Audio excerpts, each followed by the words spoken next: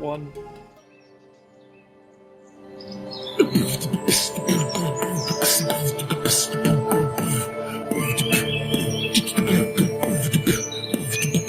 Ladies and gentlemen, it's time for your favorite story that is ongoing.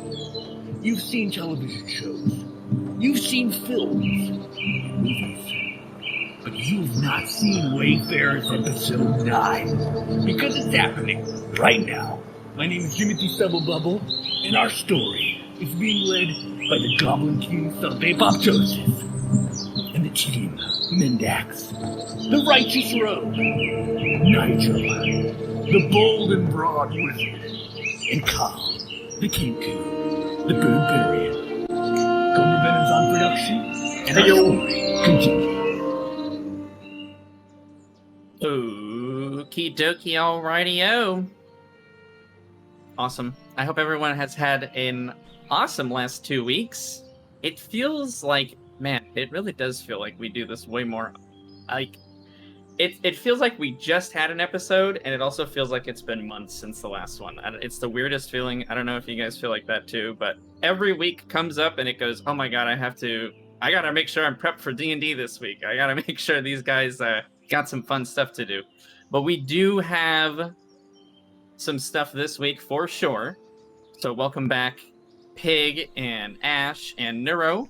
Great to see you guys. Hopefully your week has been good. Everyone's staying safe and healthy. But yeah, where did we leave off last time, guys? Who would like to give the little synopsis? Anybody got a good memory?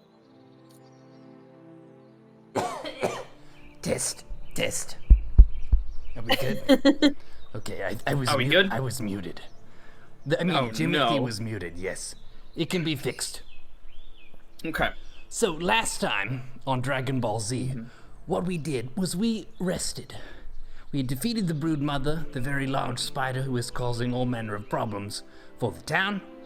We met with the townspeople. They gave us claps and cheers and a lot of milk. People got drunk. There was a bathtub scene. I met with a druid named Nivella, and actually, Nigel, if I may make a comment to you. You saved me from some embarrassment. I didn't remember the druid's name, Nivella, by the way, thank you. So when we came back to the house and you asked for me, you did me a solid. I won't forget that. I'm new to the art of being a wingman, but I'm learning step by step. Natural. Wingman is a word that makes Kenku sad because our wings were taken from us. But nevertheless, I appreciate you. Right-hand man? Sure. Yes, so you guys just finished off in the town of Inderith. You don't remember the elves' names. I don't know if you'd remember the town's name, but I have it because I write all of this stuff down myself. Yes, you guys, just to refresh everyone's memories, you defeated the spider cave, took out the brood mother, turned in the quest items, if you will, got yourself some neat poison. Mendax, you got, I believe, 3 arrows made from the gnome. Did. You guys picked up some griffin feathers. He made those for you. Call received some alchemy kind of instructional books from the druid as well. And after a night or two of rest, you guys decided to proceed on forth towards your goal, towards Tol Karabad, the dwarven city to the south. In search of, I know it's been a while now, but you're seeking out the fabled rock eater, who has the ability to determine and identify all these mysterious ores. And if you recall from way back in Lakewood Town, you guys found not only these rings that are now stuck on your fingers and have become inscribed a little bit more after killing that spider, but also some of the ore and metal that the ring was made out of. So the blacksmith there just told you guys, head over to this city. He wrote you a script to try to get you in, get you good favor, and hopefully they can tell you a little bit more about these rings and their mystical properties, things like that. Kind of the overarching story, if you will. We're slowly making our way there. But yes, last I recall, you guys were marching down the trail, gonna head and make your way to Tol Karabad. Um, I don't suppose anyone has any super last minute things they wanted to do in the town. I'm pretty sure everyone was set, but I guess I'll give you this one last chance before you truly make your way off. Well, I did leave the nice note for Nivella, and decided not to draw a picture of my beak on it. And I'm ready to leave town. Mistake. Honestly, I think it's a mistake. Okay. And you guys did meet with Richard, the butcher, who gave you plenty of supplies for the trail. So awesome. The town, as you got information, the kingdom rather, we'll say, of Tol Karabad is about another 4 days travel down the road. So there will be plenty of time for you guys to talk. If you guys want to communicate at all about the Spider Cave or your adventures or any of that stuff, let me know. There will be plenty of time for that. Otherwise, we can do sort of like how we did the adventure to come down to this town, where you each will give me some roles and we'll see how that day of travel goes. Is it rougher? Is there something that happens along the way? So why don't we start out with a day of traveling from Call, and then the following night from Mendax. So each of you, just a straight D20. I'm just kind of, we'll just see how nice your days are. So we 14. Yeah, okay. And how about you, Mendax? What did you get as well? I got a solid 6. A solid 6. Okay, so yeah, I mean, the day of traveling, you guys are fresh. You guys have rested. You guys are you guys have, for the first time in a while now, rested in a bed, which has been quite nice. And so your day of travel feels very refreshing. It kind of, you're working the joints again and getting yourself on the way. The night, though, is a bit abrupt. You start to feel, again, that chill of sleeping outside in the forest, under the stars and moon, which is, wow, beautiful. Somehow this Badlands kind of gets so cold, and you recall that feeling now of, oh yeah, outside sleeping, not the greatest. Nothing too bad though. Nothing disturbs you in the night. There's no attacks by the Griffin. Maybe just not the most happy of nights for you guys. Let's go ahead. Mendax, you want to do the day D20 travel, and we'll have Nigel do the night. Let's go. Beautiful days. Beautiful. And a 19. Okay, yeah. And Nigel, what does the night look like for you guys? 15 for the night. 15. All right. So yeah, 19. You guys, again, the travel, it feels solid to be moving towards your destination. You're making very good progress.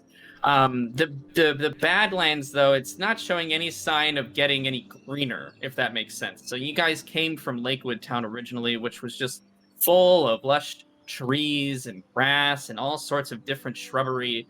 But now this place is just kind of a cracked and dry, like, desert, essentially. You are able to, however, on a 19, you do come across a few plants along the way, and you find yourself about a handful of berries each. You know, it's very rare that you will see any sort of fruit in the desert here, but yeah, you guys are able to find kind of a nice little treat along the way. Picks your spirits up even more. Just a nice little treat while you're traveling. A 15, the night is a bit easier as you guys are getting more and more used to sleeping outside again. The road is not unfamiliar to all of you now by this point who have traveled outside so much. Call, let's go ahead and get the next day, and then Mendax the night. Can I just say, it does feel a little bit better having Goop watch over us while we sleep. I feel like he's always keeping an eye out. Yeah, and if ever you want to, kind of tinker around or see if you can figure out anything more with Goop, at your leisure, my friend. He's your companion, essentially, so as you will. When I have some free time, I would like to browse the alchemy textbook or pamphlet, whatever it is, as we're going. Just thumbing through, not looking for anything in particular, just trying to absorb some of the knowledge inside. And also for my day, I rolled a 5. Hope that's not a problem. Okay. And what did we get for the night? We got a 13. Okay. Cole, we'll say as you travel, anytime you guys do have to rest throughout the day. You do have to stop to eat every now and again. You're not trying to make a breakneck speed towards Tol Karabad, but you are trying to make good pace. Anytime you stop to eat or just to relax for a little while, you look through the book. You try to absorb as much of that knowledge and information as possible. Some of the bigger words that you don't really understand or haven't seen before, you show to Nigel, who can kind of explain a little bit of how it's used in this context. Nigel, some of the words even actually you're not overly familiar with, so whether you want to make something up on the spot where you feel like that's the correct word, or you want to admit that you don't quite know what that word means, is up to you. I'd leave that up to your character and how you'd like to do that. I have much the same attitude towards this druidic lore as a doctor does to homeopathic medicine. It's gibberish and rubbish, and most of it's not very effective or powerful at all. Okay, fair enough. So you help him as you see fit to. And before you go to sleep, Call, by the dying light of the fire, you'll continue to read, and you're just trying to increase that knowledge as much as you can. So we'll definitely count your travel as studying.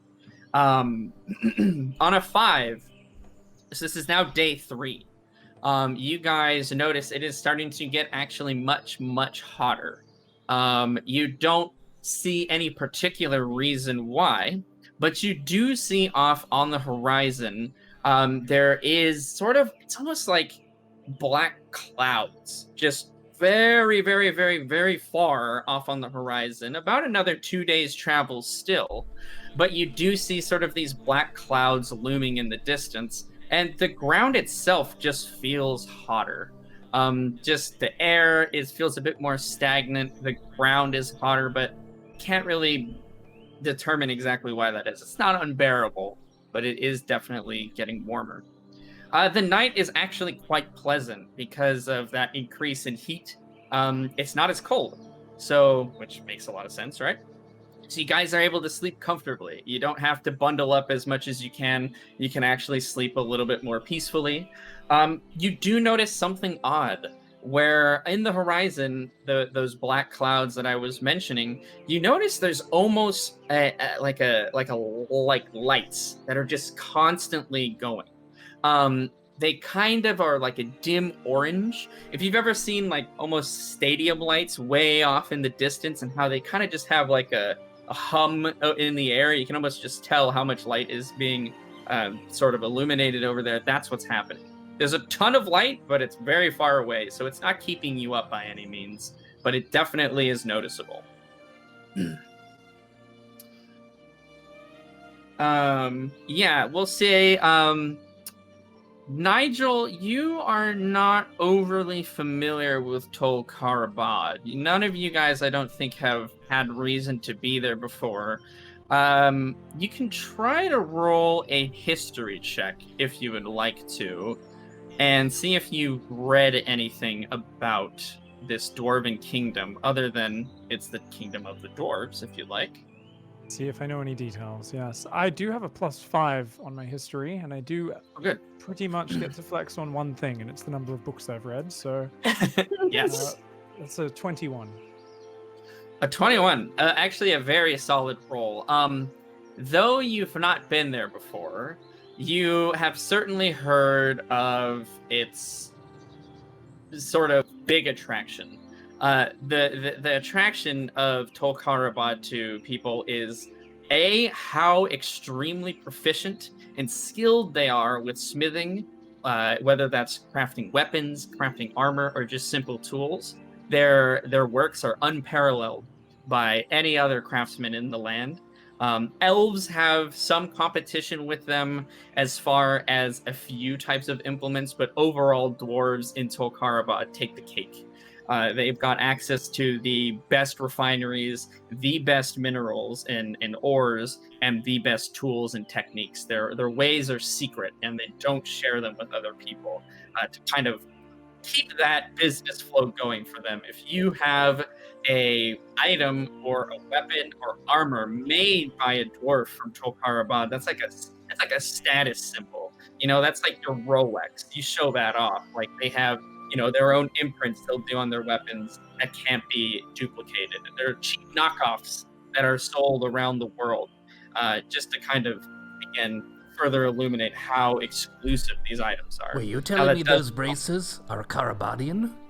Genuine Karabadian braces? Very nice, very nice. Yeah. So the other thing that has kind of sticks out in your head is the locale, the environment as to where they are. They are by active volcanoes.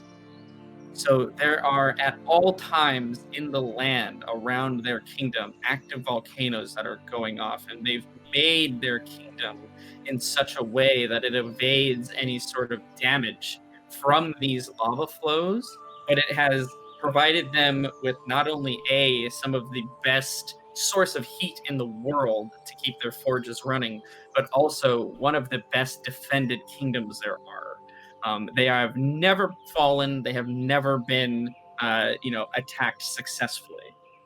You don't know to what extent this really means. If for one reason or another, the books do not explain fully in depth what exactly that means. You just know that is some detail of the environment, and you imagine that's where those black clouds and smoke and sort of glow of orange on the horizon, way off in the distance, is coming from.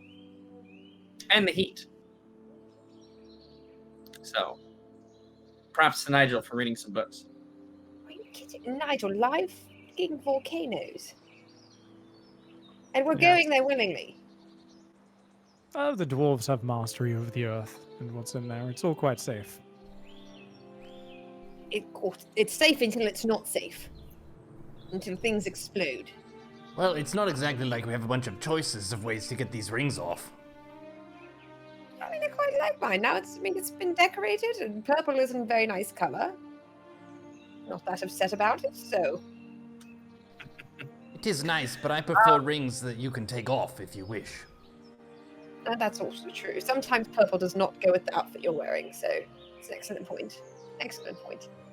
Fine, let's go. Keep moving, I guess. Do you do any of you guys try to tinker around with the rings at all? Are you trying? Have any of you wanted to take attempts to do anything? Not saying you should or you shouldn't. Just that is also available to you guys as you're traveling and you have downtime. If there's any experimentation or anything you guys want to try out with it, please be my guest.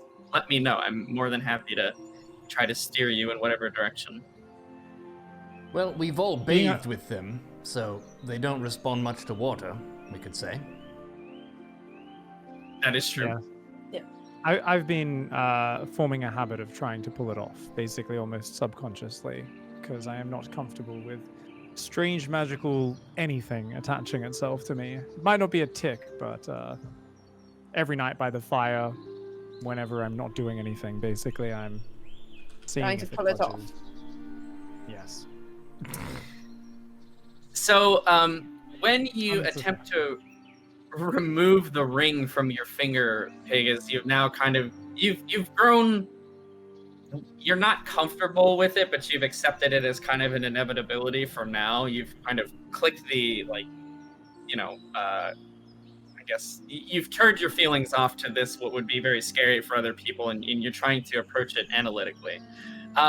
Every time you try to remove the ring from your finger, you do notice, A, not only are you unable to do so, B, it almost feels as if it's fused to your skin in where on the finger that it's attached to, and any attempt to try to remove it or kind of pull or anything like that, the ring seems to kind of get tighter and tighter until you let it go and kind of let it get back to its normal position, where it kind of just mellows out and stops. It doesn't hurt by any means or anything like that. It's just, you can tell that there is a certain magical property to these rings where they are supposed to bind to that person that they kind of are attached to. And if you recall now, sort of again, that very first area you guys went to, these rings came off of who we'll call the bandit leader or the bandit king if you want to. He had all three of them on,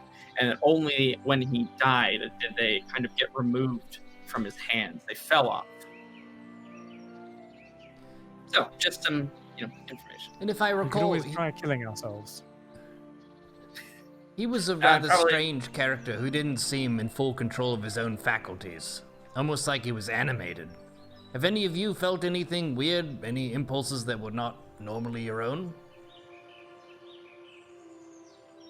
Not at all. I was expecting some sort of foreign influence to come with the rings, but perhaps it is only if you wear multiple at the same time. I've heard no voices, no strange insights or psychotic influence. My hijinks have really been the kind of hijinks I would have pulled before wearing the ring anyway. So, and perhaps it just couldn't handle three at once. Some people can't. What if we held hands?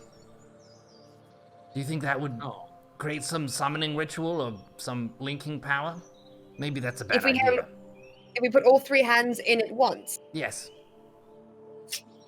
By our powers combined. I don't know, we could Triple fist bump.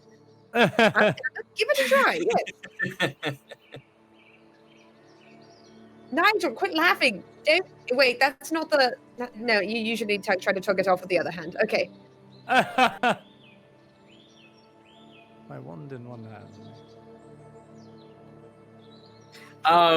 So if that's what you guys are trying to do, you're kind of trying to, by our powers combined, as it would be. Yes.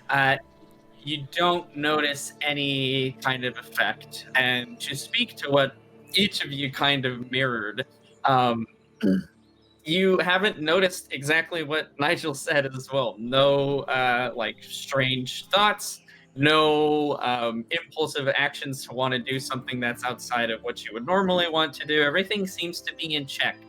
Besides the fact that you can't remove these rings, and the fact that when you killed the spider, there was sort of that spider insignia that's now blazed on there. These rings seem like totally normal things.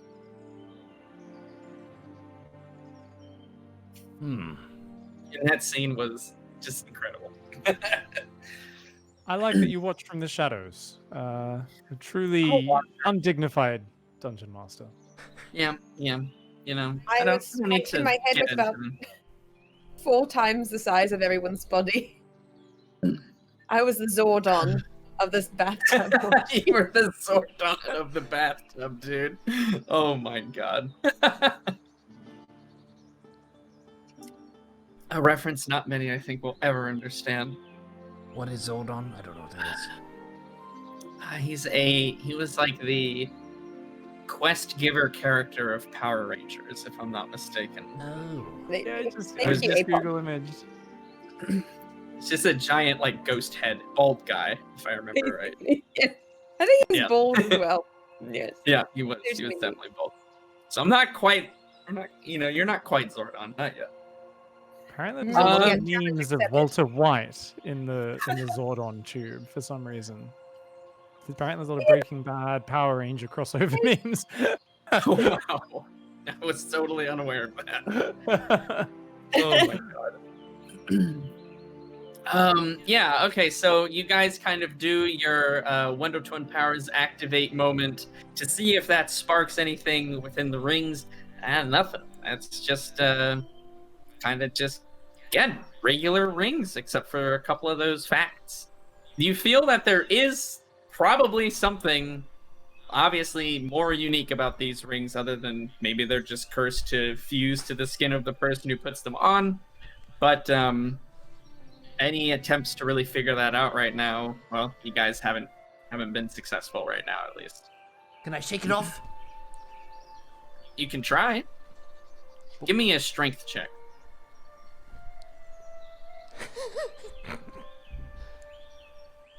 Shit. That's going to be not saves. 6 plus whatever. Oh no, 9. That's not as bad. You fail. I failed. Yeah. Sorry. It was a good try. Great. It was. It's very stuck. It's very stuck. Very stuck. When I think of things that are sticky, I think first of this ring on my pinky. What finger do you guys have your rings on? by This the way? one. Oh. Okay. Which one? This one. Sorry. Oh, that one. Oh. Perfect. I have mine on my right hand ring finger so that Dick the Butcher will know I'm single. I see. Okay, perfect. How about you, Nigel? Sorry, I was just deep in thought about magic and adjusting cantrips just there, which I realized worries. I had not fixed up. I may have been in another plane temporarily. What That's really what finger is the ring That's that's awkward. kind of fused on? It's not on a finger. Oh god. How did I know that meant that? How did I know, dude? He It's too had the predictable. long pause. It wasn't me. It's too predictable by this point. I gotta have a little more clever than that, bud. Come on now. You're trying to raise the bar in here. I'm trying to rate. Listen, if there's gonna be lewd D&D, it's at least gotta be a high standard. Ring, you know where. I've got I guess I've got it on my right index finger. So if I punch somebody, it'll imprint them with, at the moment, a spider. Assuming I don't just break my hand, since I'm not very good at punching. Okay. Right, Fair open enough. hand, just open fist slapping first, and work your way up to punching. There you go. You can hit him with the backhand slap first. Slap the heck out of somebody. Awesome. Well, it is the nighttime day 3. Any specifics you guys want to chat about, or are you happy to head to sleep and proceed the rest of the way to the Dwarven City on the next morning? I'm going to excitedly show off that I can now create bonfires. So we're going to have a bonfire that night. Oh, Oh, that's shit. fun. All right. Is that a new cantrip you have? Yes, several episodes ago, actually, when I went to the 2nd level and replaced my already existing minor illusion cantrip with the upgraded advanced version of that I got by becoming a disciple of the School of Illusion. I like meant it. I could select another cantrip, but I forgot / didn't read that. So I can now summon a bonfire, which I can do on top of somebody and set them on fire. So it's, Yes, you actually can, which is it's quite insane. nice. It won't just be speaking- firebolts anymore. No, and that'll be bonfires just being summoned within 60 feet, just boom, boom, boom at will. We still have some meat from Dick, so should we have a nice bonfire and roast? What a nice. So, assuming you don't summon this bonfire under one of your companions, it's magic, so you can actually affect like how it looks if you want to. Although it does only last for 1 minute, so there is that. I mean, you can Yeah, keep that's doing pretty it over and over, but it does only last for about 60 seconds. I would like to sing and dance around the fire in a expression of merriment and fellowship with my friends. Like a suit. Saying something like, "Brood mother, we take none of your shit. We shooting that fire and we stabbing the shit. And we just flapping around, we're dancing, feeling good, you know? We started things out, we didn't know each other very well, but at this point, we are the heroes of at least 2 towns now. So, feeling a little bit chest out, shoulders back, pretty confident. We don't know what's ahead, but we've been through a lot so far. And I'm feeling like our bond is now strong."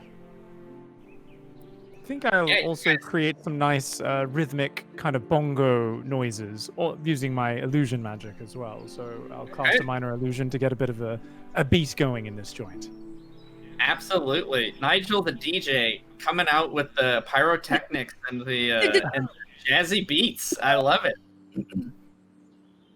Absolutely.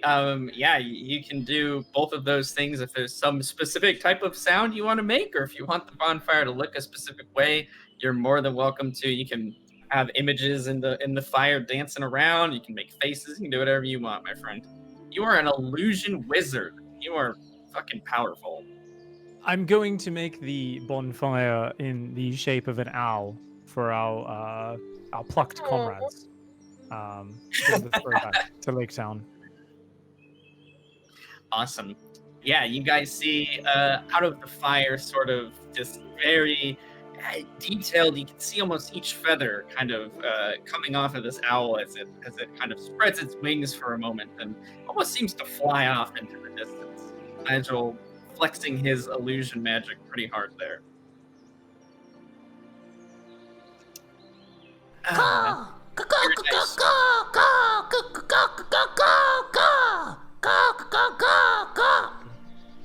I would do that for some time. Go Carl. Go Carl. Go Carl. I'm just adding the background vocals of repetitive words. He's the pretty prince of parties. We're having a little bush party. Good time. Oh yes. Yeah, you guys have a fun, awesome party in the night. You guys are feeling strong, and you have every reason to be. You've faced all these crazy challenges and come out on top. So far, the Wayfarers have not met something they could not overcome. So, absolutely, a minor celebration is certainly in order. After much more merrymaking and bonfire creating and crow dancing, we'll say, you guys pass out and awaken the next morning.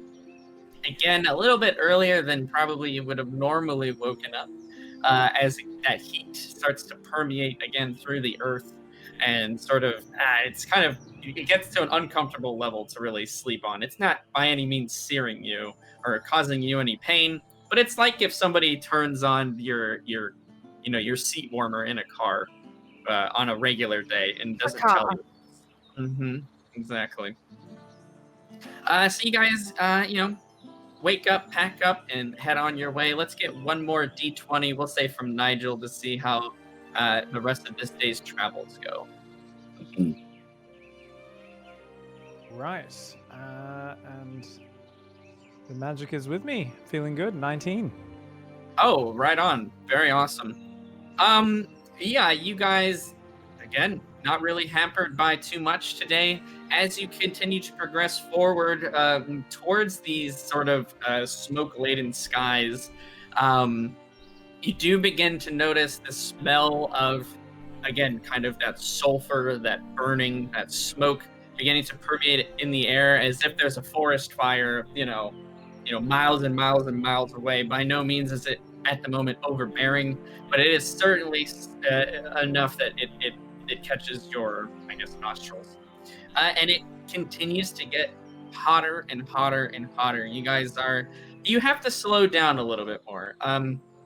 By no means do you have to trudge along, but it definitely is slowing your pace a little bit.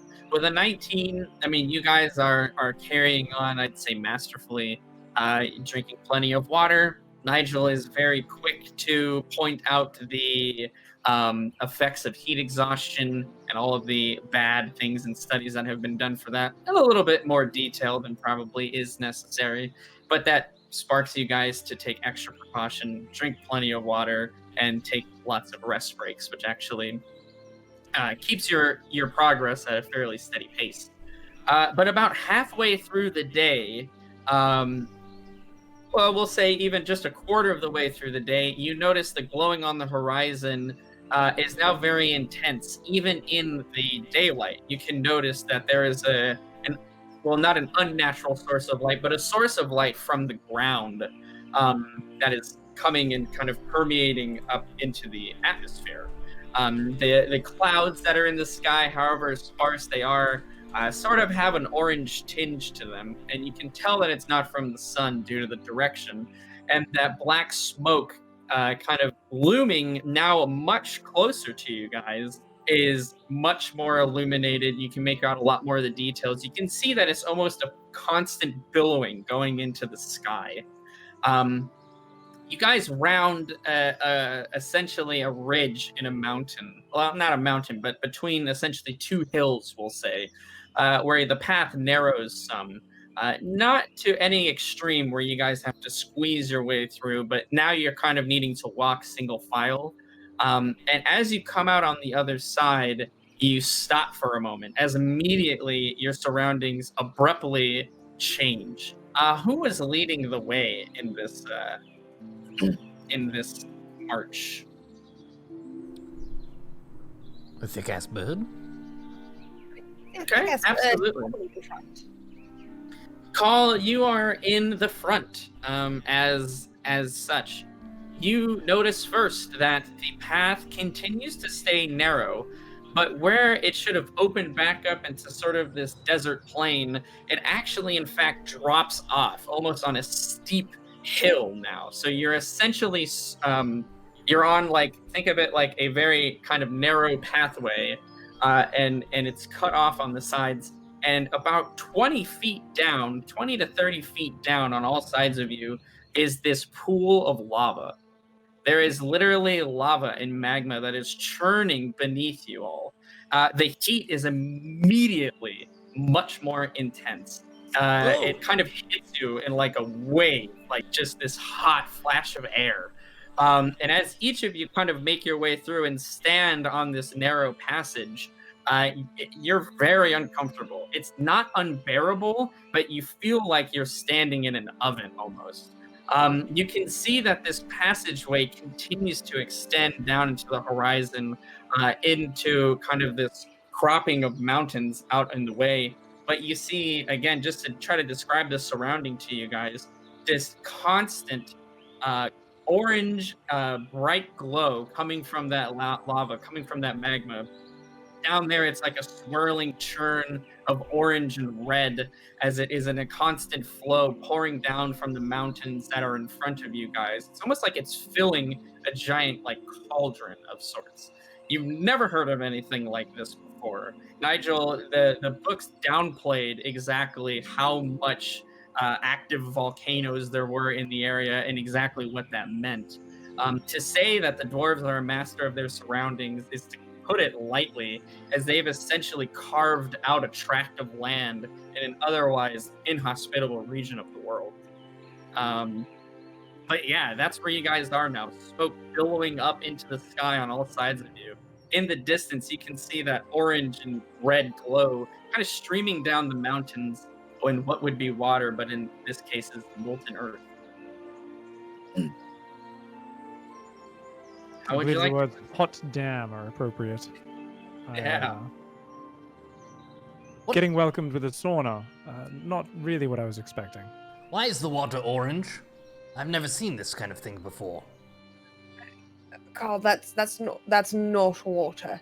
That is the opposite of water. That's molten rock. And that will burn the living shit out of your feathers, so do not touch that. So there should be a no swimming sign. There should absolutely be a no swimming sign. Maybe there was one, but it probably burnt up. Oh. Yes, you may have stomached that rockfish better than us, Carl, but this one might be even beyond your abilities to withstand. So it's like spicy food. It's like spicy water. Oh, Yeah, if it melts your skin off as well, yes. that sounds unpleasant. Yeah, the heat at this point is nigh to the point of being unbearable. As you guys are now kind of trudging along, you have to kind of catch yourselves as several times you start to get a bit dizzy just from how hot and how bright it is. Drinking water, checking up on your friends are some of the things on the top of your minds here. Let's get a survival check from each of you guys just to see how you're doing here. Damn it. I have Survival not necessarily the best check here, but it'll work out. A 9. 14. 11. All right, you're faring as best as you guys can. You don't necessarily know off the top of your head any tricks to try to reduce the amount of heat. Nigel, you run through your Rolodex of spells, even the ones that you haven't prepared for the day. You're coming up kind of empty. You're going to keep thinking on it. But again, the heat is making it very difficult to think straight. The pathway, as I mentioned, is narrow, but that doesn't mean you have to walk along like a tightrope or anything like that.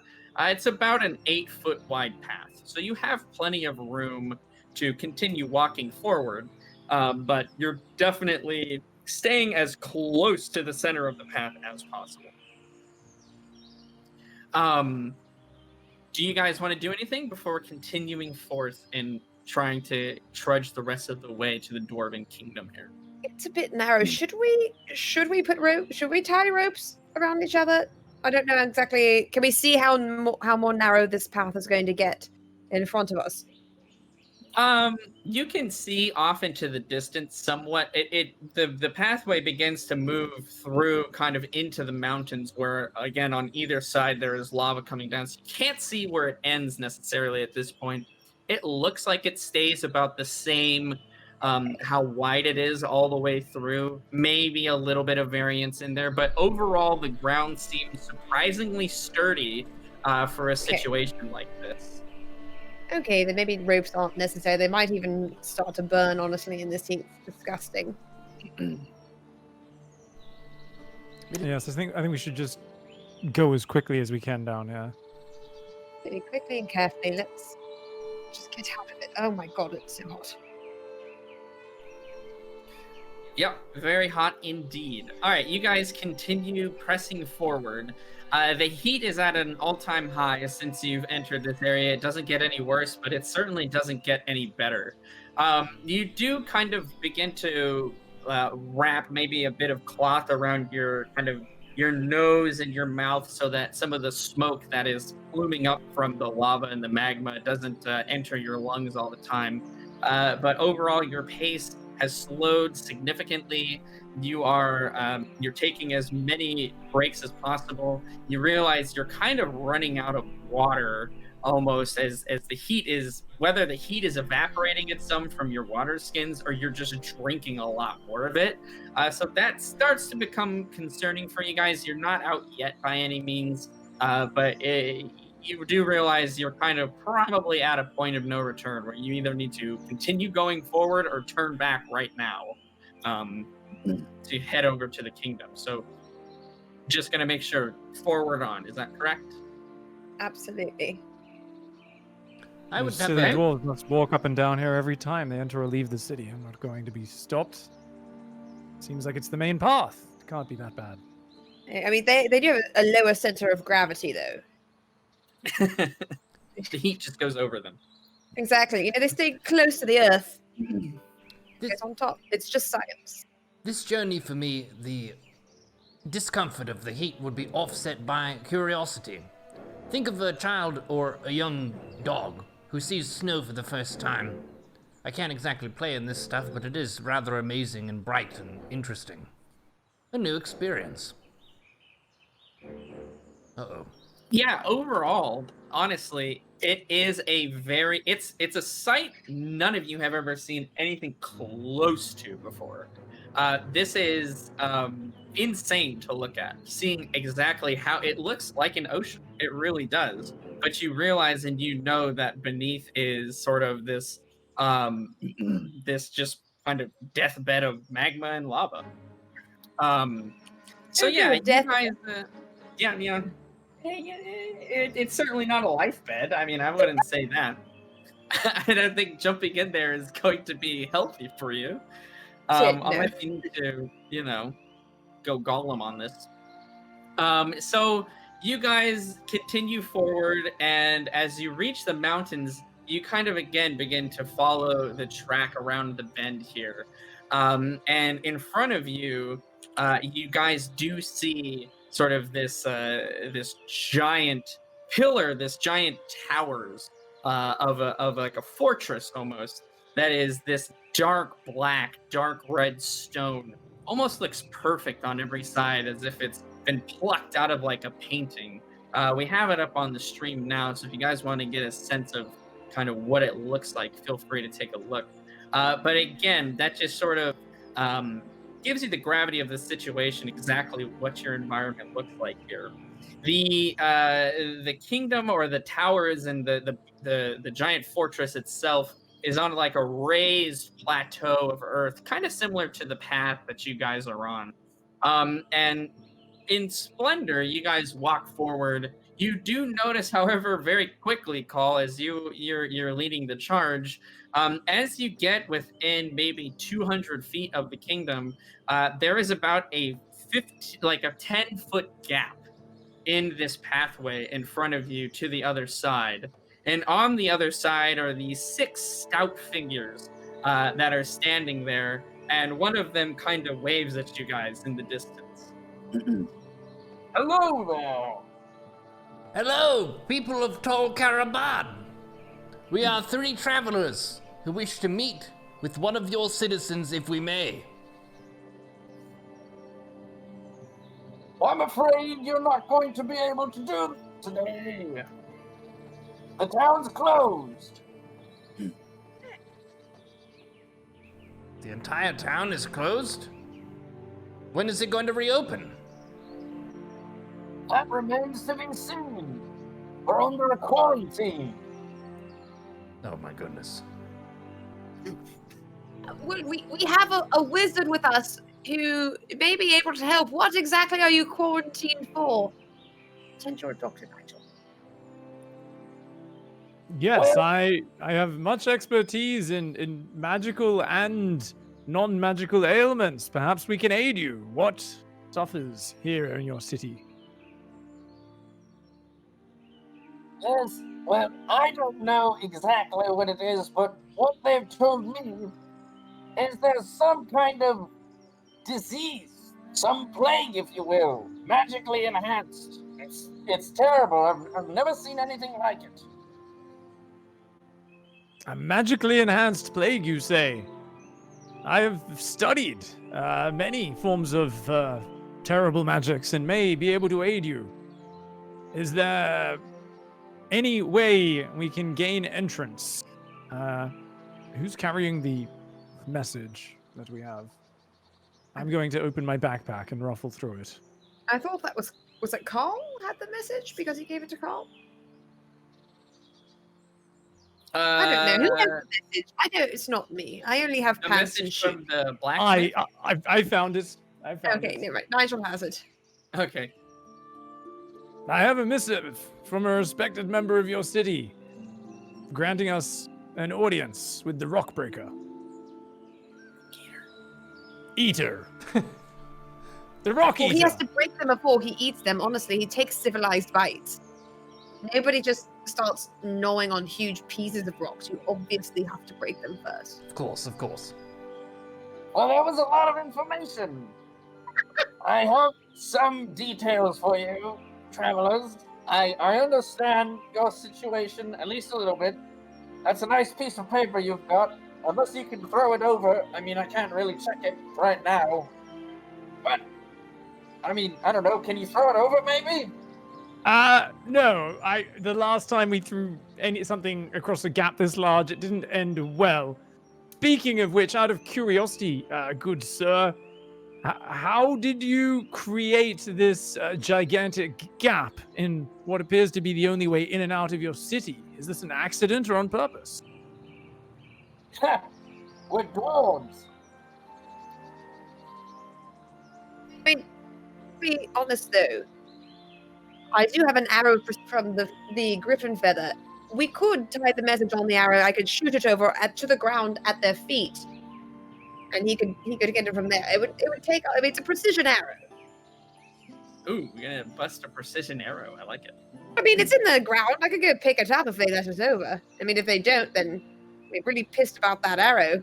Worst case scenario, you shoot one of them in the chest. It's a precision arrow, and I will tell them to back up. Everyone makes mistakes, I'm just saying. I think that is also true, but I will do my level best to not shoot an innocent dwarven guard in the chest with my griffin precision arrow. We should ask them if that sounds agreeable to them first before we fire away. Absolutely. What do you think, Nigel? Great idea, stupid idea. Anything that gets us in here. Guards, we can shoot it across. Our talented archer here never misses, ever. Perhaps if you back up, we can simply shoot this into the ground at the feet where you're standing now. If you back up 20 or 30 feet. Right, okay. Bit. Oh, back it up, lads. The demon's gonna take the shot. You're really a demon. A demon. That's so degrading. Okay. So just diminish what I am. I mean, that's fine. Okay. I'm going to tie it off onto my arrow precision. Okay. And I'm going to shoot it and aim it to go a little bit past the break into the ground safely without hitting any. Okay. Sounds good. So you get a +1 to hit here. So go ahead. You do need to roll a d20 because, you know, there's still Right. all sorts of chances in this game.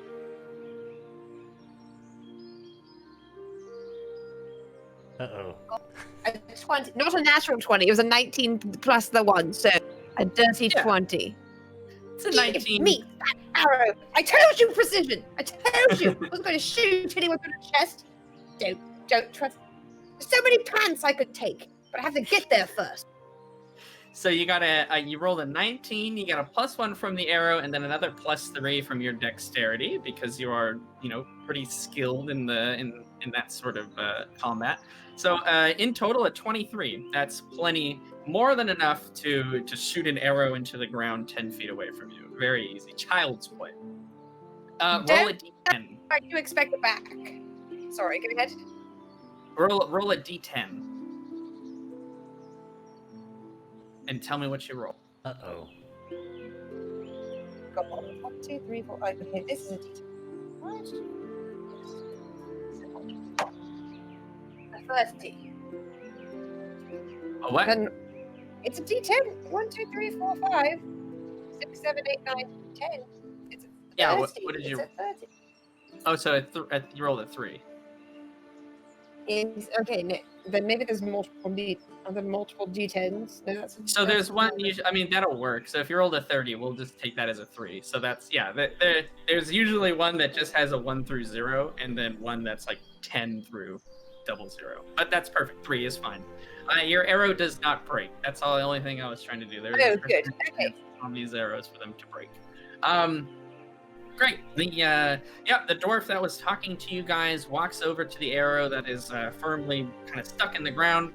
He'll grab the paper and hold it a bit of a distance away from his face as he kind of tries to adjust in the light. He wipes his brow and he actually looks around and puts a bit of a monocle on and squints a little bit and takes a minute to read through. And he goes, Why, my Ruffmilter sent you to us, eh? I have not seen that dwarf in an age. How is that old bastard doing? Much better since we rescued him from bandits and saved his life. Much, much better. He's a blacksmith of great renown in Lake Town. Mm-hmm. He's perhaps the anchor point for their entire economy there. It's amazing. So the entire town shut down without him. He's doing quite well for himself. Oh, yeah. That sounds like him. Give him my best regards.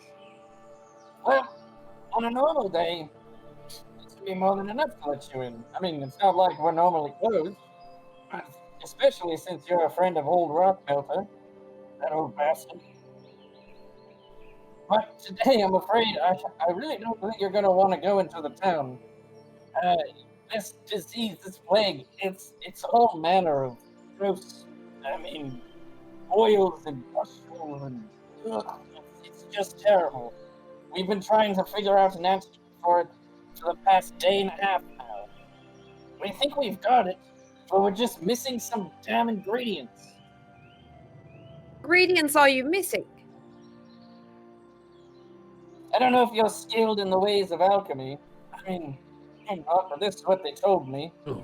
we're missing some kind of catalyst. Something to hold the rest of the magic that needs to be poured into this antidote. You see, you've got to fight the disease with potion, and you've got to fight the magic with magic. We've got the clerics. Hell, we've even got the alchemists. But what did you know it? We're just out at some kind of meeting to put everything together. I caught most of what he said. I think he needs a catalyst. Some alchemical ingredient. He didn't say what it was. Yeah. But maybe So in my book I could reference that type of thing. absolutely, that's what I was gonna say. From the reading you've done, and even before, you understand sort of the basics of alchemy. There are ingredients that will have the effects of the potion, but then the actual like liquid, the actual part that you're drinking, the part that's infused with it, it can be all sorts of different types of from water to all sorts of different types of stuff in the world. So that's what he means when he says catalyst. That's what he means when he says medium. They're missing a strong enough medium to absorb the sort of the herbs and healing properties they need, as well as the magic. And this you have read about. It's one of the basic fundamentals of alchemy that you've been reading about in your books here. Is that if you don't match a strong enough catalyst, a strong enough medium with the type of herbs or even magic that you're trying to do in advanced alchemy, it won't hold. The whole thing will kind of break apart and dissolve. It won't have the correct effect. So some very, very, very high level, some very extremely skilled alchemists will distill these types of catalysts for months, years even, to have a potent enough source so that they can create these really high level sort of effects, if you will. So he's saying that they've got the healing they need. They've got that herb. They've got those herbs that they need for that, the ingredients for that. They've got the magic. They have the clerics even that can put in the rest of it to combat the magic portion of this, but they're missing that keystone. They're missing the thing in the middle that can put it all together. Would I know from this text any examples that might work that we could find? You can reference your book even now. Let's go ahead. I'll have you do a what kind of check would be appropriate here? We can do a nature check for you. Very good. It's going to be 7 plus 4. I am proficient. It's an 11. Okay, and we'll give you even an additional bonus because you have source material and research material on hand that you can try to reference. You know that at the most basic level, many alchemy potions that your basic book even is telling you to use, the most basic level is water. Water is totally like acceptable for many potions. For more kind of higher level ones, they almost have to sometimes make like a distilled version of like mercury.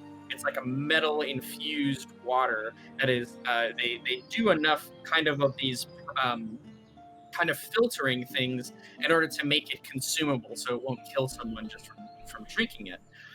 There are some sort of very, I guess we'll call it edgy alchemy ingredients out there that use blood as a sort of stopgap and shortcut between like water and like distilled mercury, essentially, because that has enough of the sort of mineral and metal properties they need from the mercury, as well as the water base, in order to kind of get you there real quickly. There are some things that can go wrong with that, but there's been a lot of studies about, using blood from all sorts of different types of creatures, whether it's human beings themselves or there are other kind of mystical creatures out in the world. So it seems as though we've got a couple of options. One of them is to get some blood. Blood is used as a shortcut for getting a medium for some of these potions. I don't know if it will be wise for us to donate our own blood. I don't know how much they need. It's an unknown for us the quantity of medium that they need. And then the other options would be some very fancy distilled substances that would take many years, and I doubt we would want to wait that long to turn in this the stuff that they need. You there, dwarf, good man. How much of the stuff do you need? A lot. We got a whole kingdom. Lots of people are sick. So like this much? At least twice as much as that. Twice as much as this. At least If- twice as much. If you were to trade one entire person, would that be enough? Or are we talking like at least 10 people's worth of blood? Yeah. What? I didn't know we were talking about. I don't know anything about this. I'm just a god. Let me go get someone who knows a little bit more. Hold on. You just wait. And You he'll two, kinda- if Oh, were you gonna down say to something? oh yes, I would. I know I'm a bit of a shit, but I have this ring. I have the ring of Collar, and I Yeah. did promise to give it to his son. And as much as I've never had a family, I wish I could have, and I need to get this ring back to him. So if I need to give my blood to make this happen, I volunteer to do so. I'm telling this to you two now because if they say that we have to slit my throat, I might back out of that later. But for now, So, to be clear, they didn't know that you needed blood. That was the inference from the text. They may have preferred the other stuff, so we're still kind of weighing our options and seeing things, but personally, I would prefer to rule out killing you as a sacrifice to complete this quest. It seems a little bit Yes. overdoing it. I go all the way to sacrifice. But I am saying, if they need a few pints, then I do volunteer. It's important. Family is important. I've been From told. the sounds of it, there's a lot of people in this city, and they might need many, many pints. We are here in a mountainous Yeah, maybe they region. just need a couple of drops to curate. I don't know how this works. I'm not the alchemy master here, but if it just takes a few drops per person, and a few pints of blood. Well, we have many water skins, many of which are empty after drinking on our journey here. And if we do find a nearby den of kobolds or goblins or some other such creature, perhaps we could harvest some creature's blood. As long as they're up to no good, bandits, marauders, creatures of that kind. We could ask the dwarves if they have any problems in the area. Perhaps Like solve the it's- problem for the dwarves Dude. and also cure their illness. It was not Mendax who suggested that. That's all I would like this 3-person party to be aware of. Mendax did not suggest, massacring people for the blood. Creatures, monsters, and even if they Sorry, are humans, they're creatures and humans who have given up their humanity by preying on others, Fair. and therefore it is morally justifiable. And if we go down that route, I would very much like to say I would give preference to any creature or monster or, human monster that is wearing pants or shoes. I agree. Locally sourced, free-range blood harvest options. Let's see what we can do here. Oh god, what have I done? All right. Yeah. So after you guys were discussing this, very altruistic of yourself, Mendax, a very big turning point for your character, I would say. Normally wouldn't give two damns about anyone else, but something about that dwarf has inspired you to be so selfless. The captain, we'll call him the captain. You guys don't know what he is exactly, but the captain comes back, and with him is sort of a hooded dwarf figure as well. As a description of what these guys are wearing, by the way, the 6 dwarves that were out there to begin with when you guys first arrived were all wearing very sort of ornate, almost fabulous, like mail armor, metal, like blackened, but it doesn't look like it's blackened from being dirty. It looks like the material itself is almost like a very high quality. You're not even sure what it's made of, but it's it's extremely pretty, and it looks very well kept. The dwarf that comes out is in a very kind of fine white linen robe. It's by no means overly too fancy, but it does look very nice. It looks very clean. It looks like in this kind of heat environment, it would serve very well to keep you cool, but to also, keep you protected. There is sort of a green tree like insignia that's embroidered on the front of his robes here. Doesn't mean anything to you guys necessarily, but it does stand out in quite a big contrast to the other guards that are with him. And he'll step forward, he'll pull back his hood, and he's got like this very red, almost fiery red hair that is done down in these braids that kind of fall down over his shoulders. A very gruff and stout red beard as well. And he looks like, well, a dwarf. And he waves at you guys. I don't know if you're paying attention or if you're still talking amongst yourselves. You there. You know about alchemy? Yes, I do. I've heard that you need a medium. You've got the herbs and you've got the magic, and you need the medium so that you can distribute the cure. And when you kind of mention this, and he sort of sees that you understand essentially what he's going for, he'll look behind him, he'll nod to a couple of the dwarves, and he'll talk to them, and you see them they have like some bundled up almost like parcels, like boxes kind of things, like bundled up in cloth, and they start lowering it over the right side. You don't see what they're lowering it to, but they start lowering it. And he'll turn back to you guys. Yes, exactly. That's exactly what we need. We need some kind of medium. You get it. I'm glad to find travelers such as yourself who understand. Damn it, dwarf voices are hard on the voice. Fantastic. Yes, we could certainly use your aid. Do you have any distilled mercury? No, we do not. Do you know where we could find some? About a month or two of travel that way. And he'll point back in the direction you guys came from. That's not really an option. That's not gonna work. We're really in desperate need. We're gonna have to cut some corners. You're familiar with the whole blood thing, right? I mean, kind of edgy, kind of new. I get it. It's not my favorite thing either, but desperate times, desperate measures.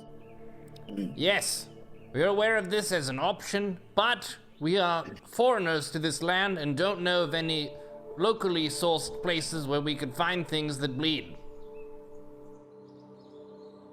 You're in luck. We've got just the thing. Oh? Yes. Now, of course, normally if we needed something like this, we would just get all the healthy dwarves and all the healthy people to donate. Of course, we've not had to do this in the past, but it wouldn't be so terrible. It would save a lot of lives, after all. Unfortunately, our blood, and also your blood, it's too weak, to be honest with you. It's not going to handle it. We need something a lot stronger than that. We need the Magmalisk's blood. The magma what? A Magmalisk! A magmalisk? Exactly. Yeah. Yeah! Magmalisk? There aren't any kobolds or marauders nearby that would work? Nope, that's too weak blood. Like I said, if we needed that kind of blood, we'd have plenty of it here. There's enough healthy dwarves to donate for that. It's just not gonna cut it, though. We've already tried. So you're saying you We need need some of the thick stuff? Yeah, we need some of the good stuff. Thick. He specifically said thick. Yep. What is a magmalisk? What? It's like a dragon. Kind of. Smaller, much smaller though, I hope.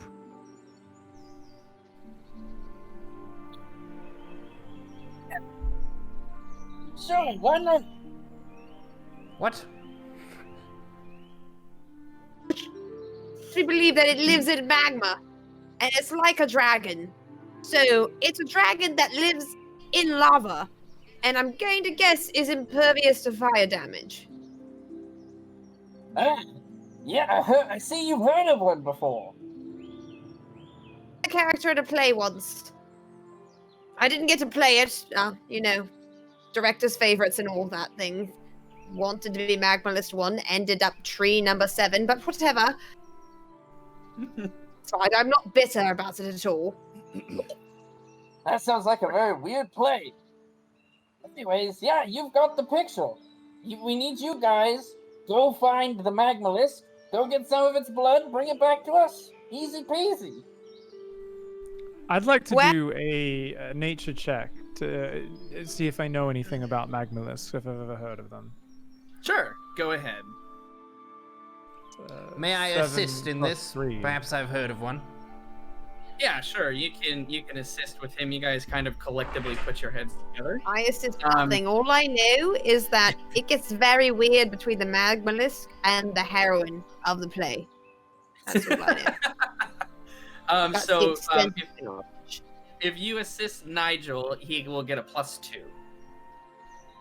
Okay. Okay. So it was- Rather than like on top of my plus. Yeah, you would get your roll, your It would regular. go up to a +5 rather than a +3, right? Yep, there you go. Okay, so we've got a 12 then. A 12. All right, you have never heard of whatever creature they're talking about. That's not necessarily surprising to you. There are tons and tons and tons of unique creatures that are very specifically only live in specific environments that you've ever, that you don't know about. So this is, you assume, is just one of those things. Fair enough. Great. They want us to kill a gigantic fire dragon from the sounds of it. Let's make Sounds sure we get like- a good deal on this at least. Make sure they offer us a good reward. Not exactly, not just passage. I feel like we at least need some armor. Some armor or weaponry in exchange for this. Okay, so we have 3 I mean, questions for them. I'll give my blood willingly, but I'm not going to fight a hecking Magmalisk. Just But to not- clarify before we shout at them some more, we're asking them any tips for killing them, because I've never fought Where it is. a magma. What? Now, where it is. I don't know where it is. I'm assuming it's in magma, but there's lots of magma here, so. Where it is, and how to lure it out if it's swimming about. We don't know how this works. And then also, how do you get the blood? Like, what is that? You pull it out? If it's the size of a dragon, do you have to pull this out of the magma? It would be very hot. We would burn our hands. So we need some procedure. What is the extraction procedure?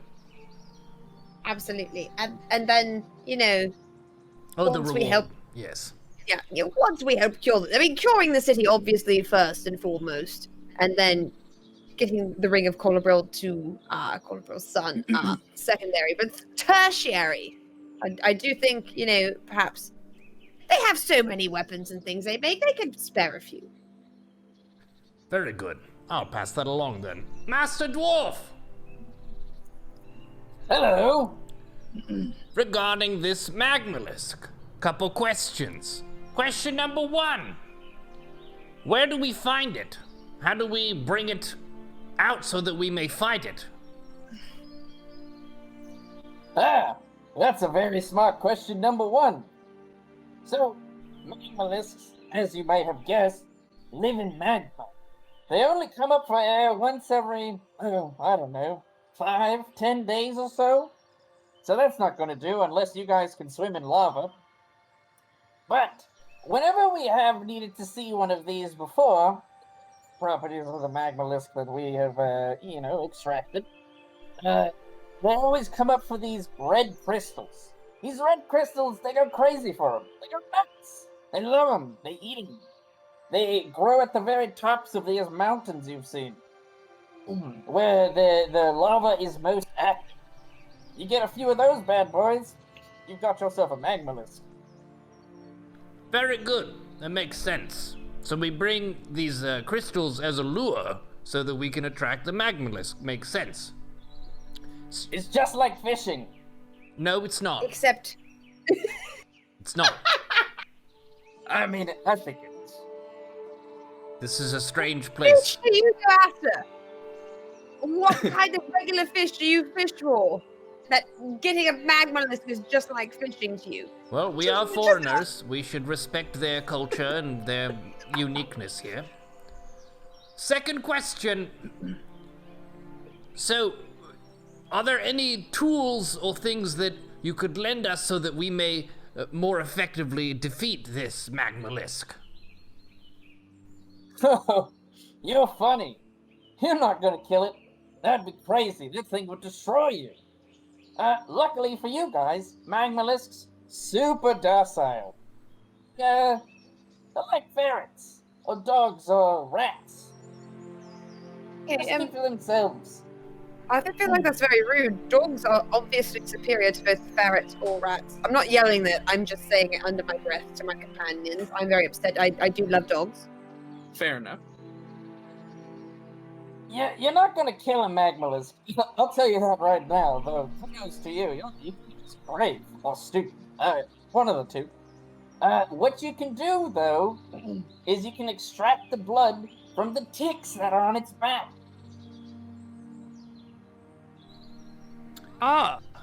So we can lure it out using these red crystals, which of course you'll provide us with some of to aid us so we don't have to travel up to the lava-tipped volcanoes and burn ourselves in the process, surely.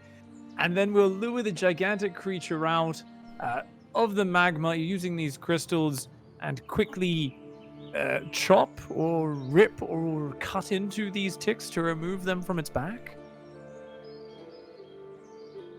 So, like, here's what I'm picturing. You guys, you find one. I got like one of these crystals. You'll probably need like 2 more at least. I mean 3 really if you want to be safe. Sorry, I didn't really. We're out. You get a few more crystals. It's fine. It'll be easy. You get a few more crystals. You slap those bad boys into the magma where you see the all the bubbles coming up. That's how you know. That's that's what one is. The bubbles coming up to the surface. And then that guy he'll come up there and oh boy, he's gonna go crazy for those crystals, I tell you. And yeah, you'll see all these like ticks. They're like crazy looking stone crabs all over it. You guys just like hop up on there and kill a couple or whatever, and you can you get their blood. No, we hop on the magmalisk to kill the Yeah, ticks. you just hop on it. You just hop on. This sounds Starting to- extremely dangerous. Given this fact and that we are risking our lives for the well-being of your town, we are curious as to the compensation for this great effort. Yes, we will be very appreciative and in your debt. Astounding. And perhaps in dwarf culture, they have been quite gracious in the past and rewarded us without us having to have a set deal in place.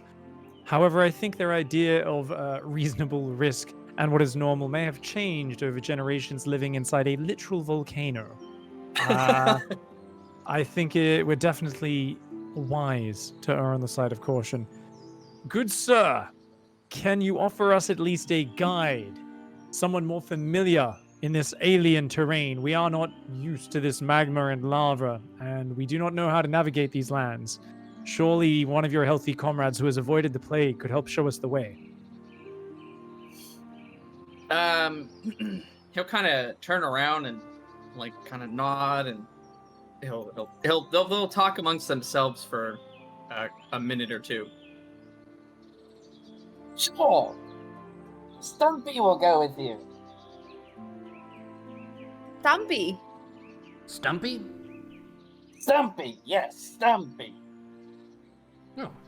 Is he called because he is short and yet stout and strong and withstands all, and you expect him to grow taller one day? No, we call him that. He's got no legs. And there's a dwarf that kind of will like wheel his way up from behind He's kind of in like a makeshift wheelchair kind of thingy. And he'll like wave. He's really excited. Mendax, I'm starting to think that play you were in may have been more realistic than these people's idea of what proper common sense is. Honestly, I'm not even joking. I tried out for a part that looked very much like Stumpy, but I didn't get it because they said I didn't roll realistically enough. Hence, tree number 7. Just these future telling plays that you were a part of. You know what? Plays, they describe the human or not so human experience, okay? The universal. The theater is. The one problem we have though is how the bloody hell is Stumpy going to wheel himself over this 10-foot gap over the magma? Yeah, and as if almost in response to like your question, you didn't shout it at them, so they didn't hear you. No, I was just saying it to my But you, team. yeah, you see them tying a rope to Stumpy, and Oh my god, are they going to throw Stumpy? No, they're They're gonna lowering shot over. Stumpy. No, they're lowering him over the right side of the cliff that they're standing on, kind of where they were lowering those other parcels. And after like a few seconds of them just kind of like hand over hand, kind of lowering him down, you'll see them pull the rope back up. Stumpy's not attached to it anymore. And you'll see, if you look over the side of the magma lava kind of thing, there's like this steel rowboat that Stumpy is now kind of churning his way through the lava, heading over towards your side of the gap. That's gonna be what a hot-ass boat. I think you'd struggle to put a hole in that one, Mendax. Okay, you know what? Don't threaten me with a good time. I'll put a goddamn hole in any boat. You give me enough. Give me the proper tools, it'll happen. Let's hold off on sabotaging the boat until we finish this endeavor. I don't want to sabotage this boat, but I'm saying if I'm challenged to sabotage this boat, I feel like I have to. Not one person has challenged you to sabotage a boat this entire day. Nigel half challenged. Oh my goodness. I may. He kind of did, exactly. Don't look at me, it was Nigel. I didn't actually do it yet, but Nigel half challenged me to sabotage this boat. I'm not going to do it now. Well, and I wouldn't do it if we sailed over afterwards, but once we got there safely, maybe there's a hole that's in that boat. I'm just saying. Well, let's stay on task. Yeah, we have the crystals and the magmalith to tend with first.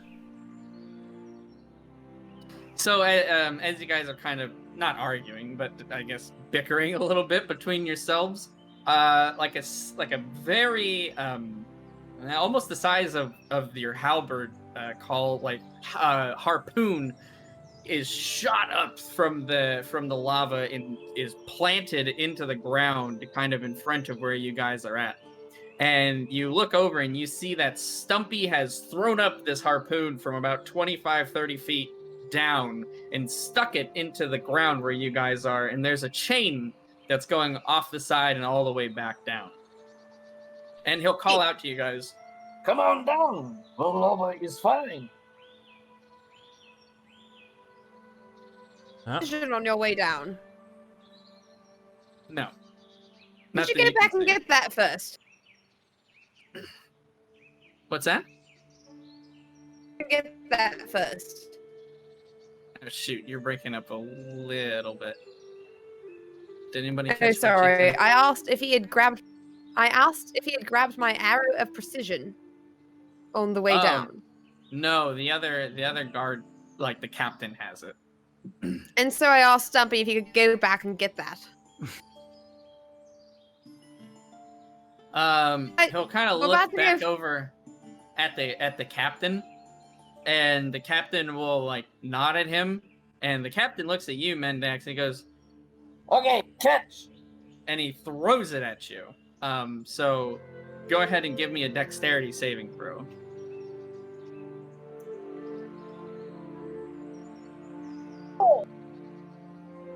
Okay. This motherfucking shit. I've got a 13, 10 plus 3. Okay, yeah, I mean, it's not like somebody, you didn't like fire this out of a bow and arrow, so it's not coming to you at like lethal speed or anything like that. But there is a lot of strength behind this throw, and he chucked this thing at you. Whether on purpose or he just doesn't quite understand his strength that he has. I mean, all of these dwarves are tough AF, to say the least. But you're able to catch the arrow out of the air. And it goes, Yeah, nice catch.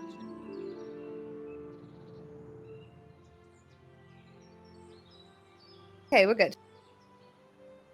okay. Fine. It's fine. Everything's fine. I've got the arrow. We're fine. We're calm. No problems. The arrow's still in working condition, I trust?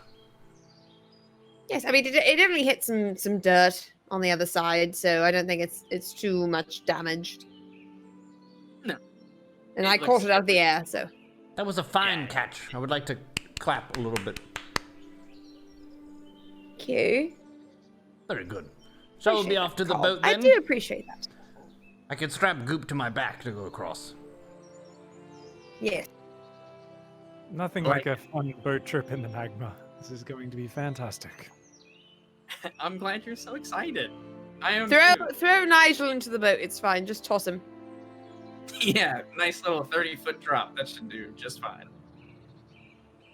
Yeah. So the chain that's attached to that harpoon it's draped over the side of the cliff where you guys are at, and it's lowered down to the boat. When whoever is going first, the chain is very hot.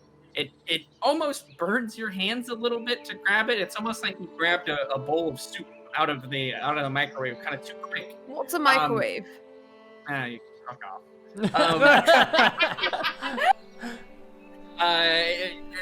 So it hurts. It specifically hurts Mendex quite a bit. Actually, I think about it. Your very dexterous hands are not used to. Resistance. That's the one it hurts. Relay- Okay. Probably deserve You guys that. make it down to the boat just fine. Your hands feel a bit uncomfortable for sure, but they're not burnt. There's been no permanent damage to them.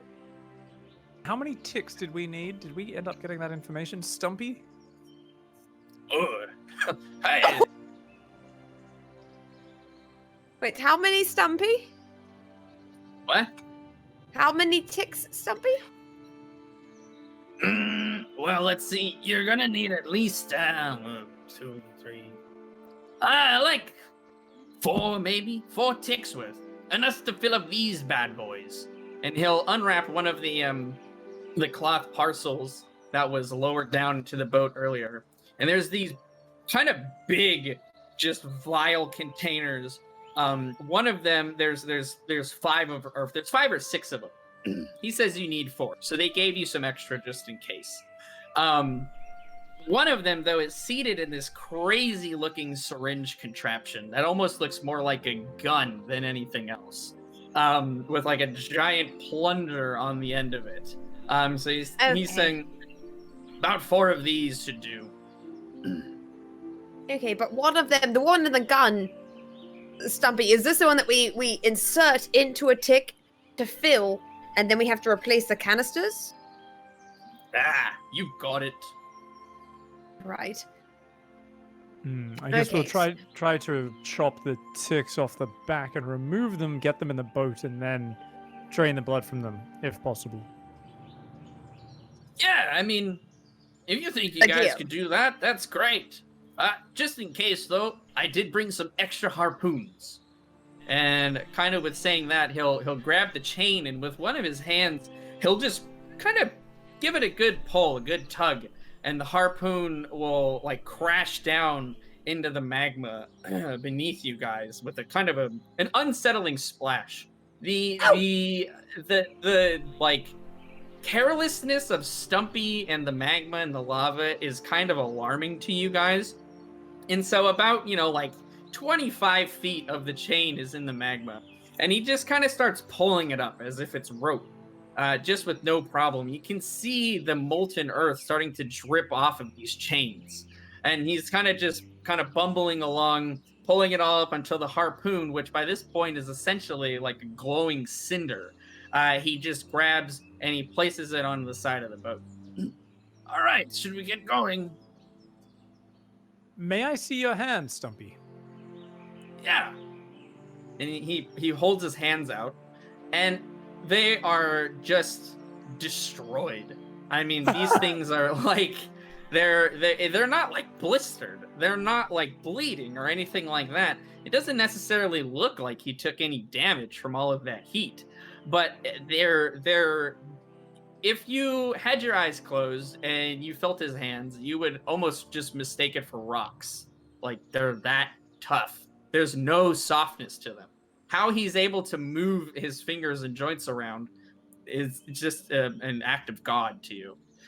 With you, are you like inspecting his hands? Like, are you touching his hands at all? I'm not going to touch them. I'm not mad. I'm simply looking for burn marks and admiring the fact that there seems to be more callous muscle and all sorts of excess layers of skin that have grown in response to extreme trauma than anything else. I am simply impressed by this dwarven physiology. Yeah, I mean, you can actually see like almost heat waves permeating off of his hands, like his open-faced palms for a moment. You guys are basically fucking boiling at this point. The boat is very hot. It is entirely made of metal. It doesn't seem like it should be as hot as it is, nor that it should exist in this pool of lava. But you're now directly next to the lava. You are actively getting burnt. And you guys are very quickly uncomfortable, like, to the extreme. You're sort of almost in active danger. And Stumpy, for like seeing you guys start to get kind of red and like your hair almost begins to singe on your arms. Not my and he'll go, fucking hair. "Oh, whoops! Here, put these on. I forgot. I don't feel it anymore. I was born here, lived here my whole life." And he'll unwrap another kind of cloth parcel, and there are 4 red and gold like cloaks in them, and he'll hand one to each of you. Oh, thank you. What is this for? Immediately. Yeah, so almost as soon as you guys put the cloaks on, the heat instantly begins to dissipate. It's by no means cold. It's not even necessarily very comfortable, but it is way less hot. It is extreme. You feel a lot better. You feel better even than when you were standing up at the top of the at the top of the pathway. You feel more comfortable. Instantly, almost cold for a second, as the heat change is almost immediate.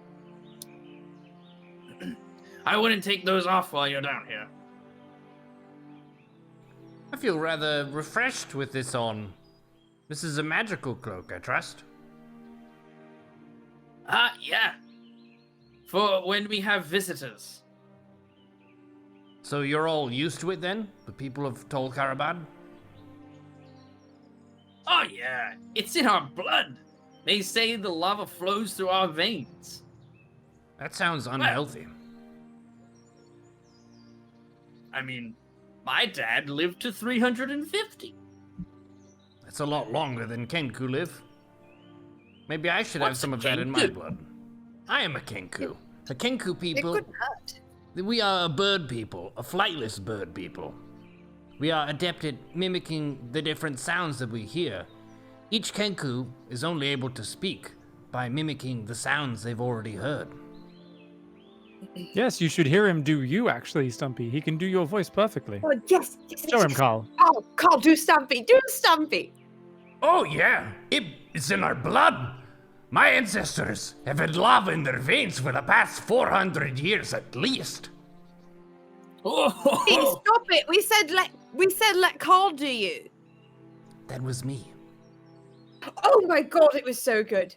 Oh yes. It was so good. I thought it was Stumpy the whole time. Wow, a second Stumpy. I never thought I'd see the day. Are you magic or something, bird? No, I'm a Kenku. We are all like this. Some are better than others. And I am a birdbarian, so I like to fight. Wow. So the thickest cool. of the birdbarians. He's Carl is just the best you're going to meet, period. And I think that's enough. I think that's just blanket statement truth. I have a question for you, Stumpy, and you can abstain from answering if you're uncomfortable. But what happened to your legs? I was moving some anvils, and they fell on my legs. So I had to chop them off. But you chopped them off.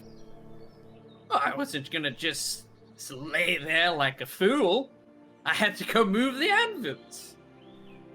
Big pants at the time, and did they become cut-offs when you chopped off your legs, or were you already wearing cut-off shorts, so they didn't really change when you cut off your legs?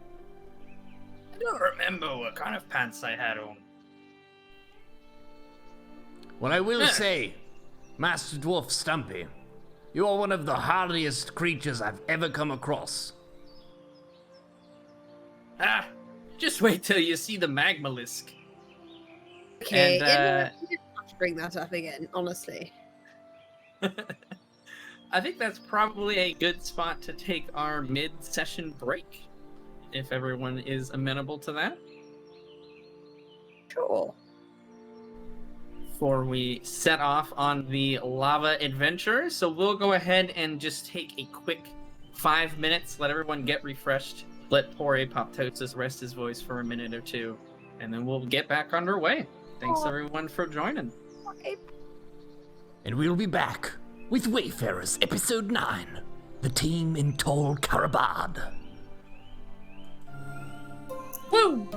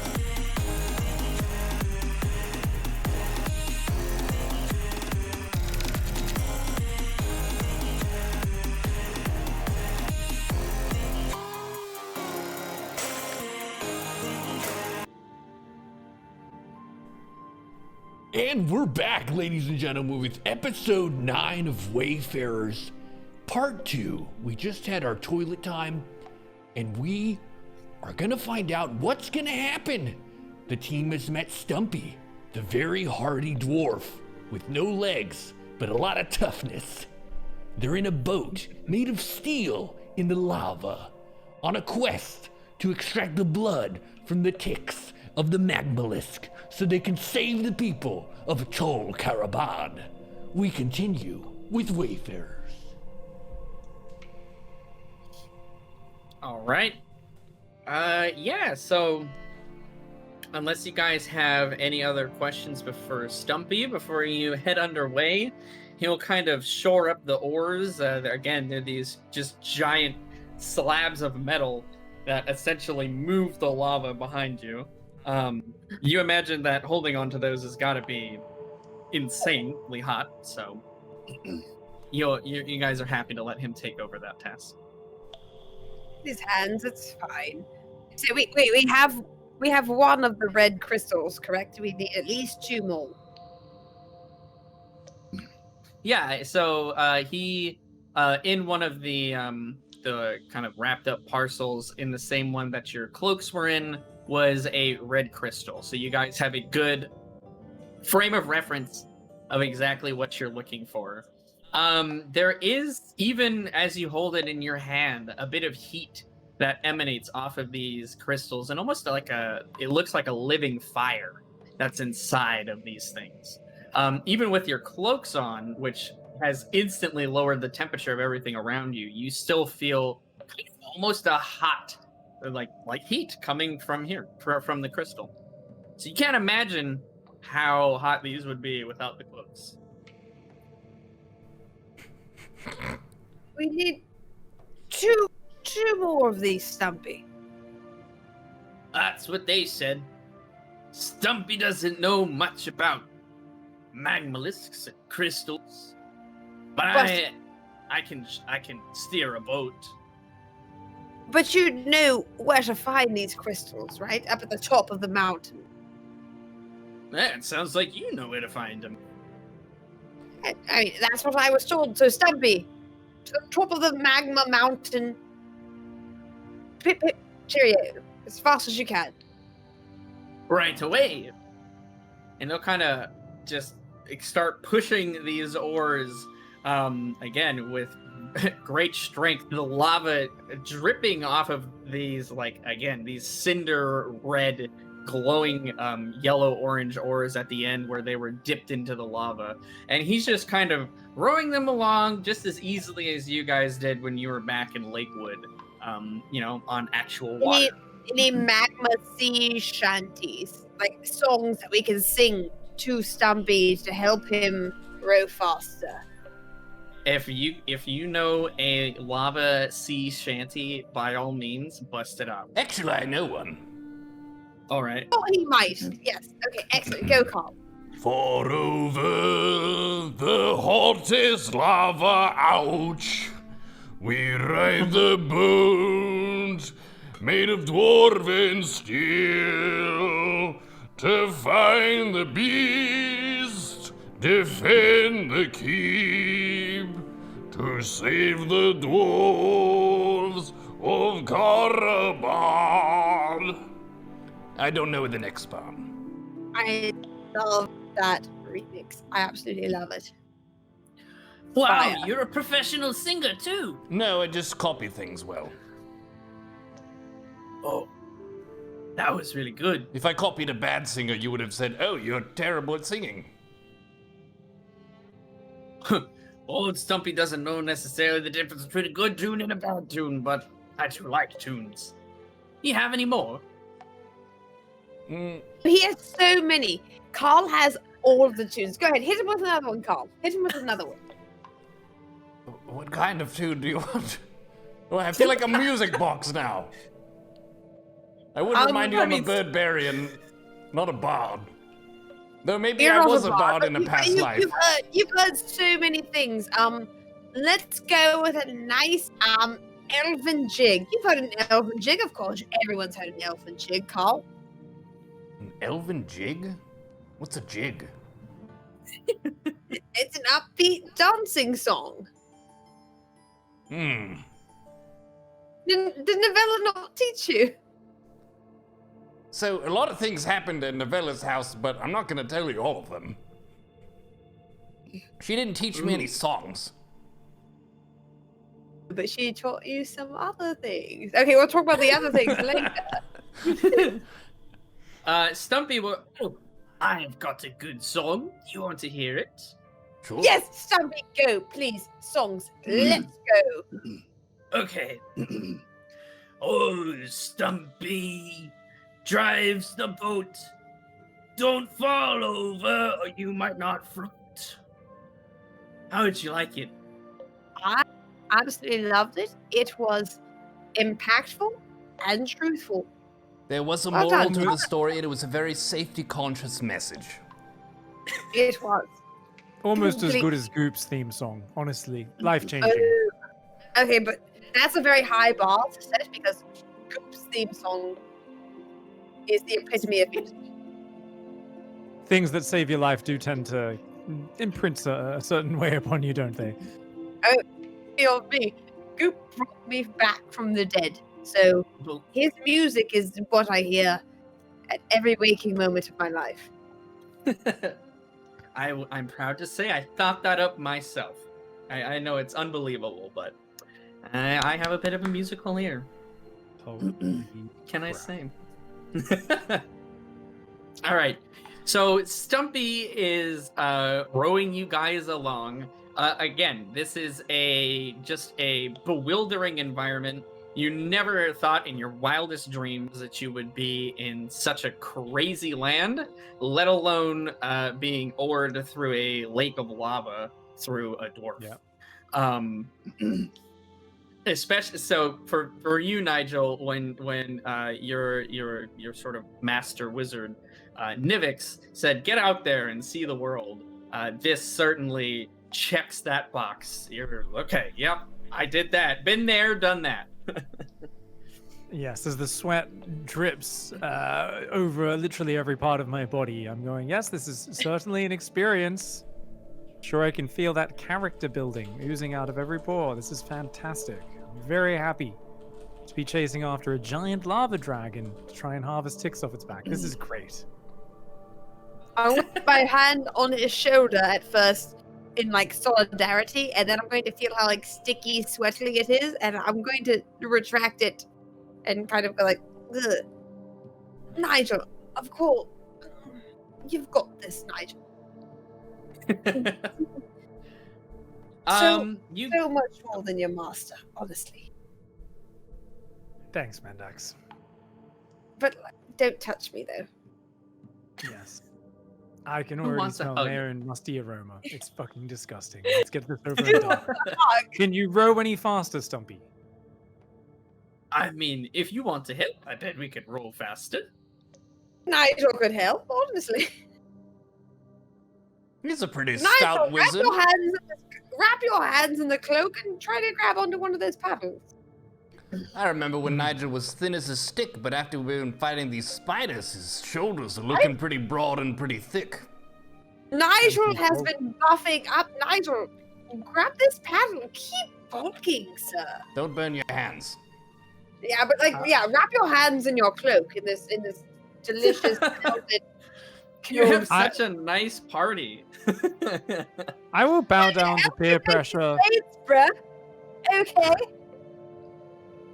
Do I'm you going even to- paddle, Nigel? Do you even? I will wrap it up, barely take hold of the end next to Stumpy, and not really put any force into it, but really, much like a child who's pretending to do the chore and waiting for everybody else to actually finish the job, I'm going to give the appearance of helping. Sure. So Stumpy will kind of shift to one side. You'll feel the boat actually kind of rock a little bit, which freaks you guys out. Not like crazy amounts, but it certainly shifts with his weight going to one side. So you catch your balance there for a moment. Sit down next to old Stumpy. We'll make a road out of you yet.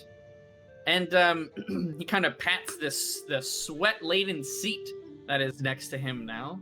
As you sit down, the oar is kind of just stuck in place. He stopped rowing so that you guys don't just turn in another direction. And you said you wrap your hand in the cloak? Yes. Okay. So as you wrap your hand in the cloak and you grab the metal oar, give me a, let's see, a Constitution save. Okay, I've rolled a 17. Constitution is +2, 19.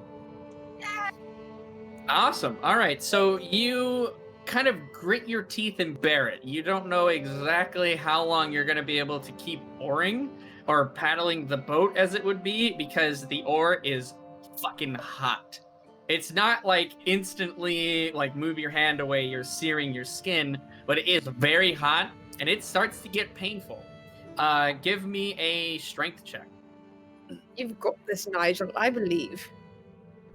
You guys shamed my manhood, and now I'm doing irresponsible, silly things to try and prove myself, okay? No, we didn't shame it. We believed in it. 16. 16. All right, you're Exactly. able to get one revolution of this oar as it comes basically out of the lava. You have to put your other hand on it to get a full kind of revolution around again. Give me another Constitution save. How long do you want to try to keep doing this for? Time, Nigel. Basically, I'll get like one small callus, maybe like a little baby callus, like something like that, Okay. maybe, and that's about it. I'm the moment there's any serious pain, I'm dropping it just like that. I'm a wizard, and I'm not as muscular as I might pretend to be. Was that a Constitution? Yeah, give me another Constitution. Well, it's good to know I'm using up all my dice rolls now, rather than in a seriously dire combat situation. That's great. We just got a 21. Oh, very nice. The pain has not reached your brain in enough quantity yet that you feel like you have to stop. Give me another strength check, my friend. Nigel is so strong. What a So beast. strong. Proud of you, Nigel. Right? Who the 17. hell is that big gas Ooh, wizard? Nigel, 17. Big gas wizard. 17. All right. Maybe Maybe I kind will of get myself a blade and become a warrior as well. I'm getting ripped. There Yeah. you go. Yeah. Yeah, you kind of get into a rhythm as again the lava laden ore scoops up out of the lava. You kind of hear the sizzle and pop as the drips go back into this lake. Essentially, you make it one more revolution. Are you gonna keep going? You gonna try for another one? I'll keep going until you want to stop. If there's one person that's going to get excited by, their success and go too far, it is me. So yes, let's do it. Absolutely. Constitution Sure. save to see if you can keep with the pain. 5. No, you cannot. It begins to. Your hands feel not as if they're searing. You have used up whatever. You haven't used up, but you've reached the limit of whatever magical enchantment is on this cloak. You very quickly, but try to discreetly just back off from the oar. You try not to jolt out of place to keep your manly, not facade, but you ended this on your own terms. You stopped rowing because you chose to. Yeah. Goddamn right he did. It's good of And you, some Nigel, people- to save your energy for the coming tasks. True, like, it was a choice. It was a choice. Stumpy will give you 2 solid pats on the back. Can you give me 2 dexterity saves? I'd have rolled 6 for both of them, +2, 8 and 8. All right, so you certainly lose your footing on the first one. The second one, you kind of fall over. You're not like face planting into the ground by any means, but you do stumble and have to kind of pick yourself up a little bit. Facade slightly ruined, but Stumpy is strong as all hell. And he'll kind of scoot back over, once again, shifting the weight of the boat so it's more in equilibrium. And he'll grab the oar that you previously held onto and continue rowing. That was very good, wizard. I don't think I've ever seen a human do more than half a row. Well, I've been going through some hard times and growing stronger every day. I must say, you are a truly impressive specimen. I don't know how the hell you're withstanding that heat, and your muscles are very large. I don't know how you are propelling us through this thick lavary sludge so quickly. Well, we've all got our skills, wizard. I might be a little better at faring the heat, but I bet I wouldn't do very good in the dagger reach. The dagger reach? Yeah, the dagger. Yeah, Nigel, you know of that place. That's to the far northwest. That's like the icy, kind of glacial, almost North Pole-esque area. So he's saying essentially he wouldn't do well in the cold. Consulting my my map as well, getting my bearings, just taking a little. I'm going to clap Nigel on the back, friendly, not nearly as heartily as Stumpy might do, but like as a congratulatory. Well done, Nigel. Well done on those streaks. Thank you. Yeah. He'll actually, after another, couple of good rows. What are your names, by the way? You all know old Stumpy. I'm Stumpy too. Your name is Stumpy and you sound just like me. Of course, that's What because are my name's chances? Stumpy. Whoa. I think I get a save, technically, against... I'm the finest rower in the land. I don't even know who is who right now. Well, one of them has a beak. That's a clue. Oh, that's great. Be deceiving. All right, so there's Stumpy. There's second Stumpy. Didn't know I had a brother. That's crazy. What about you? And he'll point at Nigel. He'll point at Nigel. I am Nigel. No other title or name just yet, but perhaps one day I will have a great title of one of the master wizards in this world. Ah, we'll come up with a title for you yet. How about you then? Wait, me? Mm-hmm. I mean, I haven't thought about it. I guess I go by Mendax. I am a tiefling, and I guess I should say I'm theatrically trained. Huh. I've never been one for theatrics, but I'm glad that other people like it. Oh, but Stumpy, you knew song. You love song, and that is a form of theatre, Stumpy. Do not sell yourself short. Stumpy just, does a tune every now and again. It's nothing to write home about, though. Oh, nothing to write home about, except it's the basis of all culture and history of every race in the entire world. Song is what binds everyone together, Stumpy. Do not sell yourself so short. You've got a theatrical spirit, Stumpy. I can see it in you. I can see it in you and in your callous hands. Yeah, let's get a... Are you lying to him, or do you believe this in some way? He's been singing to me. He's been rowing hard. I have trod the floorboards of the theater for a long time, and I believe Stumpy actually, is a kindred spirit. All right, fair enough. If I was lying, I would have gagged. Give me a performance check on that. Who's that? I'm an actress. I have +4 performance. Theater. Could I assist? Yeah, of course. You can assist.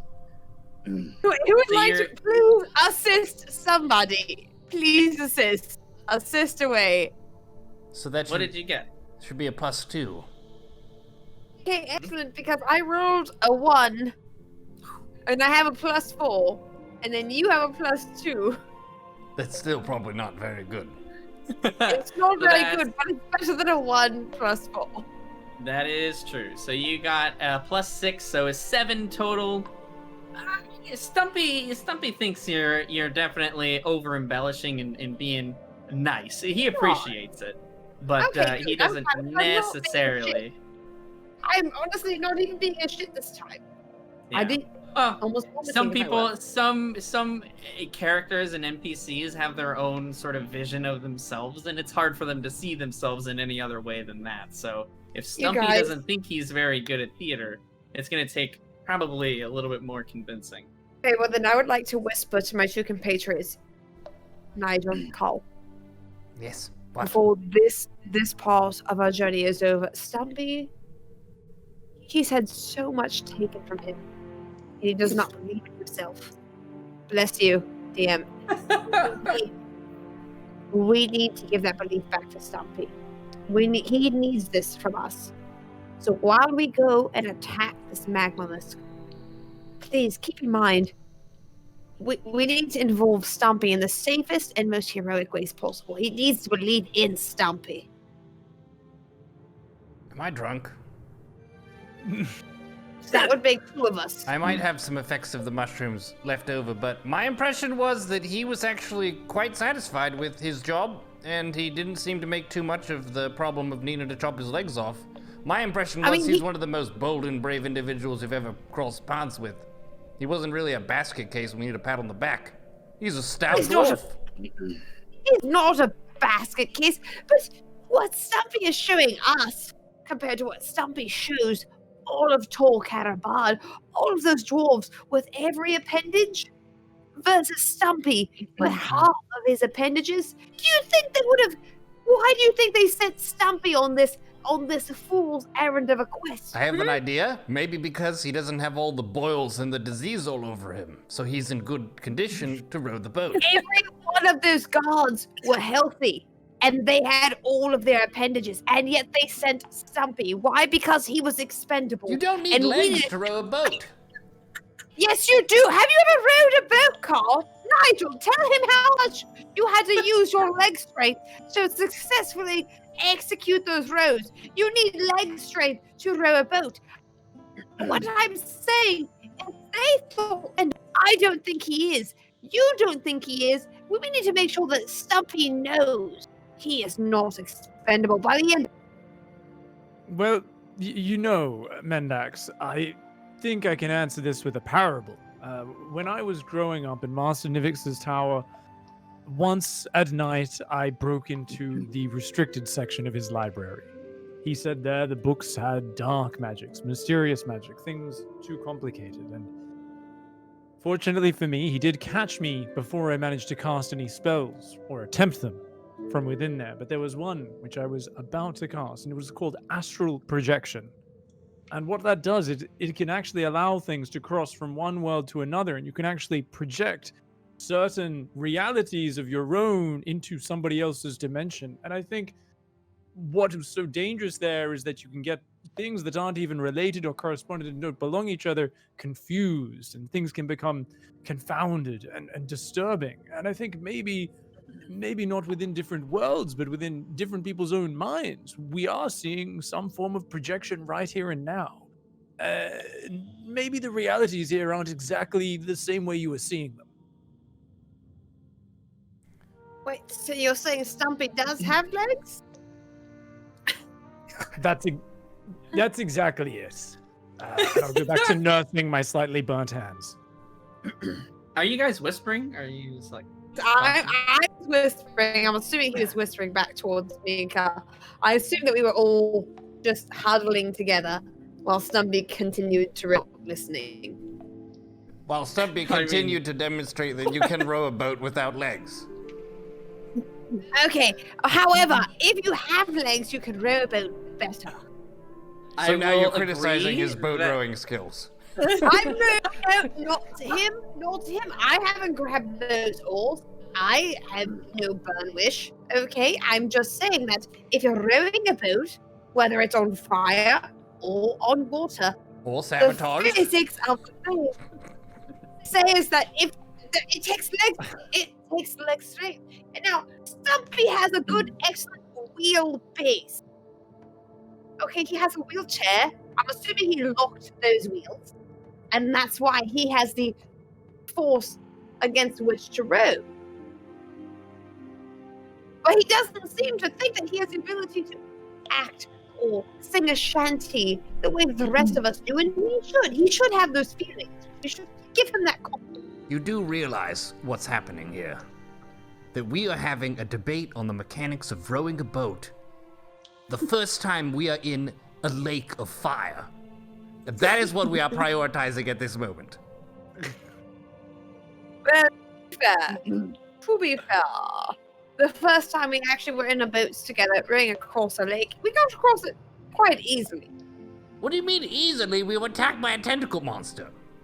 But nobody even took any damage. Nobody took any damage. So it was quite easy.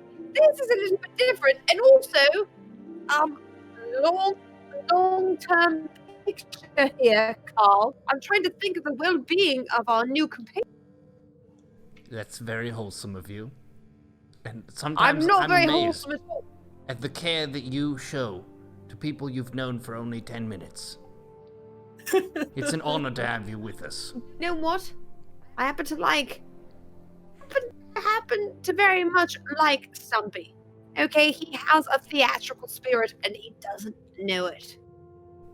As a patron of the theatrical arts, I feel like it's my duty to help grow that in him. I would like to pat Mendax on the back gently. Okay. Her back is super sweaty, but yes, you do it. It's worth it. First of all, I would like to say, DM, my back is glistening. It's like drenched in sweat. It's as if you just jumped out of I a would pool. disagree. Female Your tiefling- hair is No. matted and dirty. It's just, Female tieflings glisten, they do not sweat. there's one female tiefling that sweats. That No. would be you. That would not I- be new. I've never heard of that female tiefling, and I should know because I am a female tiefling. Heavily glisten, I do not. Well, whether you are heavily glistening or just straight up sweating, Stumpy will call back from the back of the boat. Yeah, just let me know where you want to bring it over. I don't know where to get these crystals. Stumpy, the crystals are at the top of the mountain where the lava is at its most fierce. Yeah, I mean, there's like lots of mountains. Look around. There's like, they're all over the place. And like half of them are spewing lava right now. So, yeah, you just pick one. Let me know. Stumpy, Yeah. which mountain are we on right now? What? We're not on a mountain. We're in the lava lake. What about that mountain? Okay. Take us to that one, the one that Carl is pointing That at. one. Do you see that one? All right. So we'll say that you point at one of the many, many mountains that have lava just kind of like coming off to the sides, basically. So, yeah, Stumpy will row you guys up as close to the mountain as he can get, between like some of the lava flows, essentially, that the mountain has, so that you can safely get onto the rocks. Hold on, I'll anchor the boat. And he'll pull out one of the harpoons and he'll stab it into the side of like the blackened, almost bedrock of the mountain, and tie the chain to the boat. Yeah, I hope there's one up there. All right. I would like to lead the way. I think we could probably leave Goop in the boat.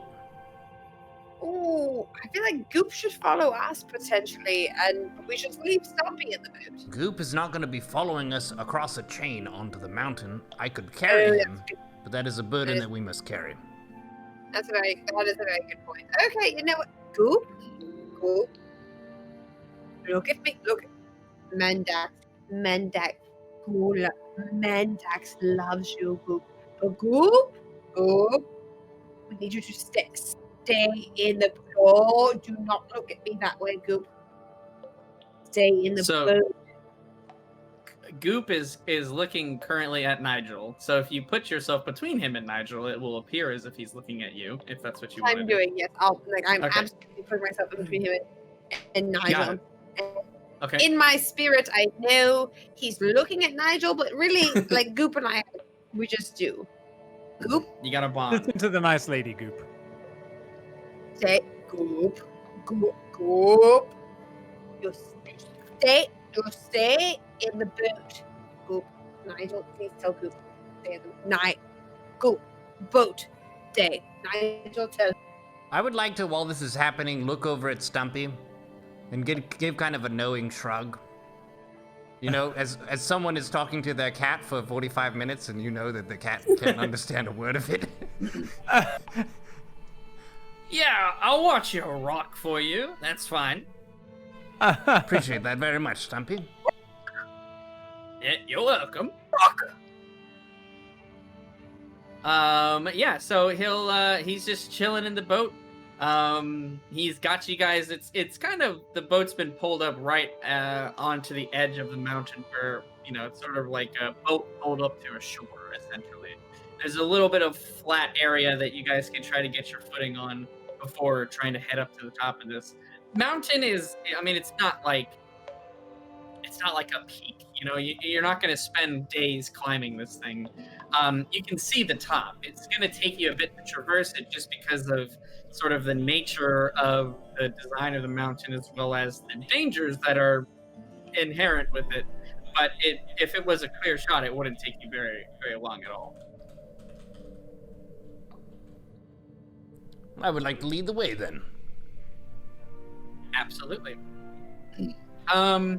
So where are you guys? Are just trying to head all the way to the top, is that right? Yes, with exercising extra care not to step in lava.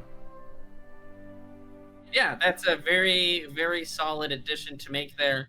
The mountain itself is, it's strange in a way, but the rock underneath your feet is almost cool. It's cooler than the boat is.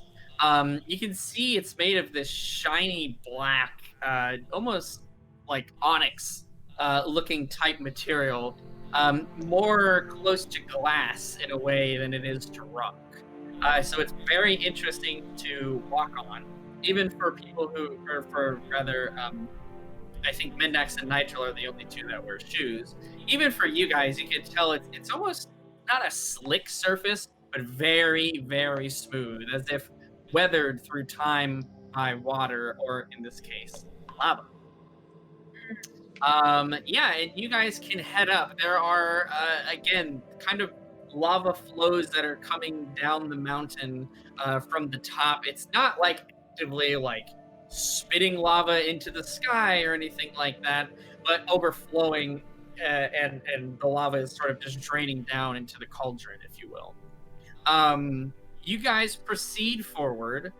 Call, there is an area here that there's no way to get around the lava. It is a small stream, but it's because of how dangerous it is, you take extra care to make sure that you step over it very carefully. Are all three of you guys heading along up this mountain? Indeed. Absolutely, yes. Okay, go ahead and just each give me flat D20 rolls. Let's see how your progress is up the mountain. 16. 5. At 13. Two. 16, 5, and 13. Call, your lack of shoes and the way that your feet or talons are basically designed, your feet basically, they kind of scratch the surface of the mountain more than get a good hold in them. Yeah, you're kind of almost like scratching glass. Like I said, it's this shiny, almost like black onyx material that you guys are walking on. At a couple of moments, or at a couple of times, your talons catch in such a way that it makes sort of a high-pitched like screech of almost nails on a chalkboard for a moment. and you stop to get your bearings. Several times you find it difficult to move forward as you're sort of traversing this rough terrain. Go ahead, give me another d20. Just call. Oh my god, do not fall, Cole. Come on. 12. Yeah, it's a difficult climb for you. It's not particularly an easy climb for everyone else, but for you specifically, the climb up the side of this mountain does have some big difficulties or not big difficulties, but it's a challenge for you to get all the way to the top. But within, I would say, 30 to 40 minutes, you guys are able to successfully reach what appears to be the peak of the mountain. You look back down, and you can see, like, all the way that you traveled. You get a sense of vertigo just for a moment as you look back down at the boat, and you see Stumpy and Goop just sitting in this, now what looks like a very tiny, not speck. I mean, you can still make out detail, but they are, they're quite a ways down. Stumpy will wave up at you guys, seeing that you've made it to the top. You think he might be trying to call out something to you. You can't hear what he's saying. He's very, very far away. But you've reached the top of the mountain. The way that it's designed, it's almost like a ring. Yeah, if you think of almost like a stereotypical kind of volcano, the very top of this is almost like a bowl, and inside there is all of this lava, all of this magma that's present. There are a few, or not magma, it's all lava since it's not in the earth science. There are a few kind of rocks that are jutting out the center, where you can see sort of breaking up the middle. You guys are just searching for the crystals, right? That's all you want to do up here? Mm-hmm. Okay, so if you could each give me an investigation we'll use for this. And you're not quite looking for clues, but you're trying to discern your surroundings as best as possible. Okay. 9 plus 4 is 13. Okay. 2 plus 5 is 7. And Okay. 7 plus 5 is 22. 7 plus 5 is... Sorry, 17 plus 5. I was trying to pull a fast one on the DM. And the math is absolutely 17 plus 5. I will train the camera on if I need to. 17 plus 5. 17 I'm at- 7 plus 5 is 22. I'm Quick not math. just fine for a theatrical major. All right, awesome. Yeah, we'll say Call and Nigel, you guys, again, you're sort of fanning out in both directions. You don't see anything that poses a present danger to you other than the environment itself, and you feel comfortable splitting up a little bit. Your searches don't yield too much. Mendax, you're not turning up too much either, but you do notice about 8 feet out into the lava, there is one of the rocks jutting up out of the lava, does have that red glint, looking very similar to those crystals, to the crystal that you guys have back in the boat. Nigel, Cole, are you seeing what I'm seeing? Do you see that crystal over there? It looks a bit red. It looks like a bit like the red crystals.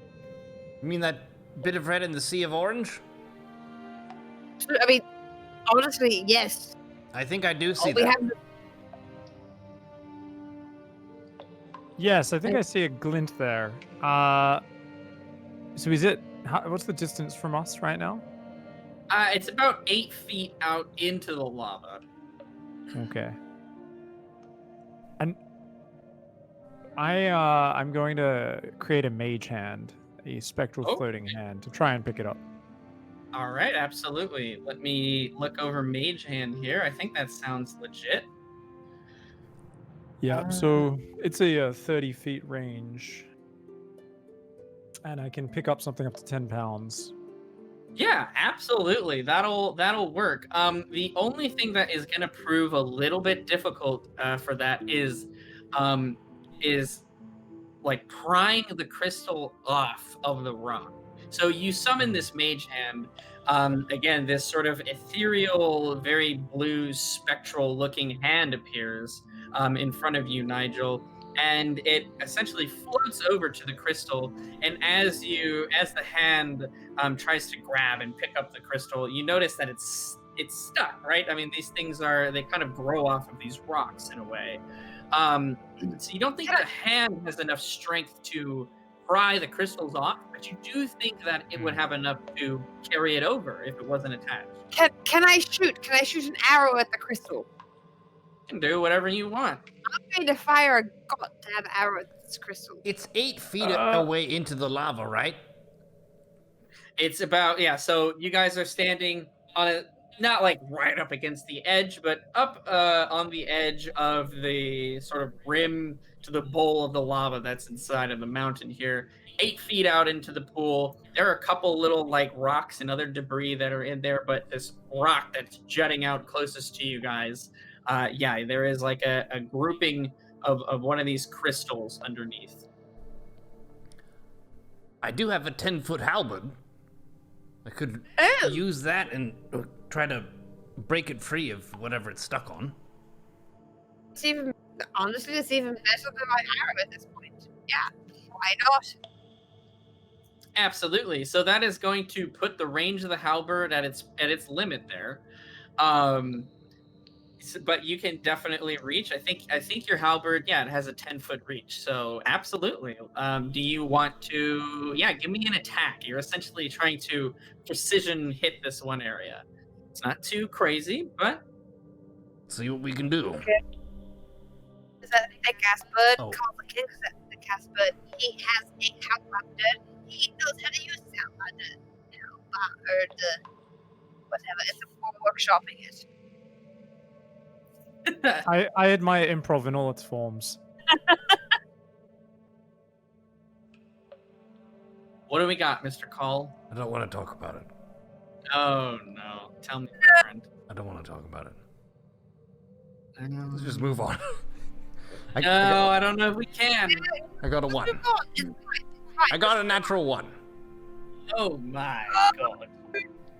All right, that's not good.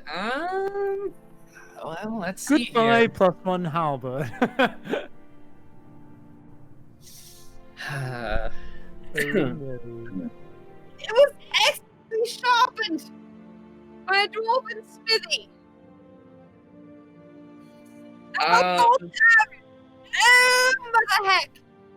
All right, I left it up to the dice, and Call the dice. The dice are not having it today. Call, you as many times before, your trusty halberd, been your constant companion over these past 8 months, 9 months on your journey. I'm ready to cry. You heft it into the air again. The shine, the gleam, catching the lava, and just see how precision sharp this bad boy is. You very confidently just bring the axe head down onto the crystal. It shears it in half, almost a little too easily. Nigel, your mage hand has the crystal free. You're able to pull it back. Call, your strike is too true, and you overshoot how much strength you need as the head of the halberd takes a plunge into the lava beneath the crystal, my friend. You quickly realize what happened and try to pull the halberd back out, but realize that the lava instantly has disintegrated the wood that the second half of your halberd was attached to. Oh no! Is it at least like, Carl, pull it back? I tried. The wood, it melted. The halberd, it's fucked. This halberd has been with me for as long as I've been a birdbarian. Weapons can be replaced. For now, I guess I will resort to slapping the shit out of people.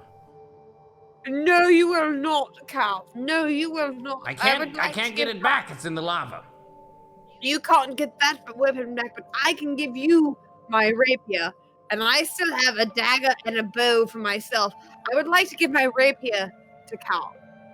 Absolutely. Yeah, Call, you do have sort of the bottom half of the wooden pole, right? That was attached to the end of it is kind of caught on flame a little bit, but quickly goes out as the blackened remain of the end of it sort of sizzles a bit, and smoke enters into the air. If you want to keep if you want to keep that, you're more than welcome to. But Mendax in solidarity, at least hands you her weapon. Just in solidarity, I want to grasp Carl's face. I would like to grasp both sides of his cheekbones, his beak bones, as it were, and look him dead in the windows of his soul and tell him, Carl, you are more than your halberd, sir. You are more than any weapon. And I will give anything, including my rapier, to you to continue this quest. Do not think for one, even slightest moment, that by losing that halberd, you have diminished yourself in any way, sir. You take this rapier, and we shall continue on. We shall continue on, and we shall succeed. Well, I will tell you, Mendax. I am actually rather sad. But it is my hope that the head of this halberd will reach the halls of wherever Stumpy's legs went, and they can be happy together. And it will. Stumpy's legs have gained a new weapon today. Yes. The second half of Call's halberd. It absolutely will, Call. Because the head of your halberd is not with us in this moment does not mean it is gone. It will live on. And it will live on stronger and fiercer if you fight behind it. I don't know about so that. I'm pretty sure it would give you melt. my rapier.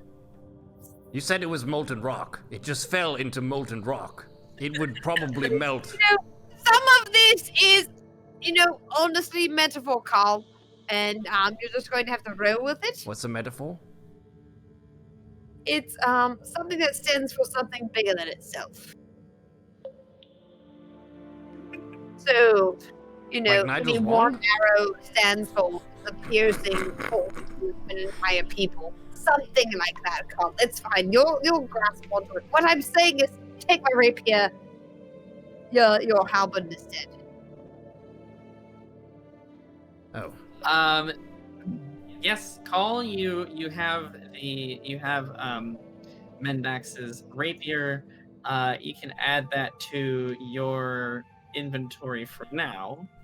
I can go ahead. I'll try to add that for you while we continue along. Actually, you might just have to refresh your page here. I'm going to remove it from mine. It is removed from mine because I trust Carl. I know Carl will do well. Thank you, Mendax.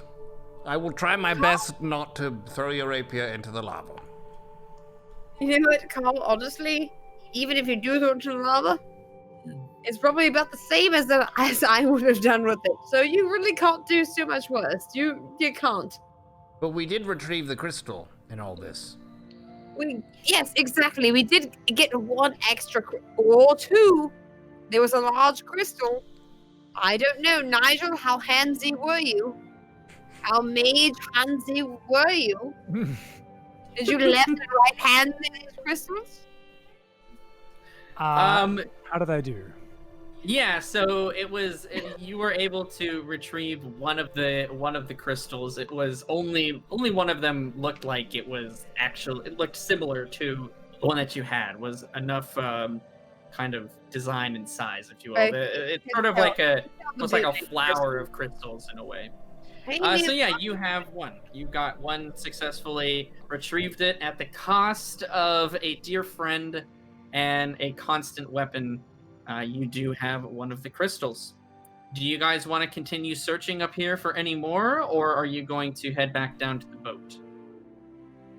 I feel like we should at least try to search a little bit more, right? The red crystals are at the zenith of every volcanic apex. And we're here. We found this one. Should we not search for another one, or should we just go back to the boat and have Stumpy row us to another peak?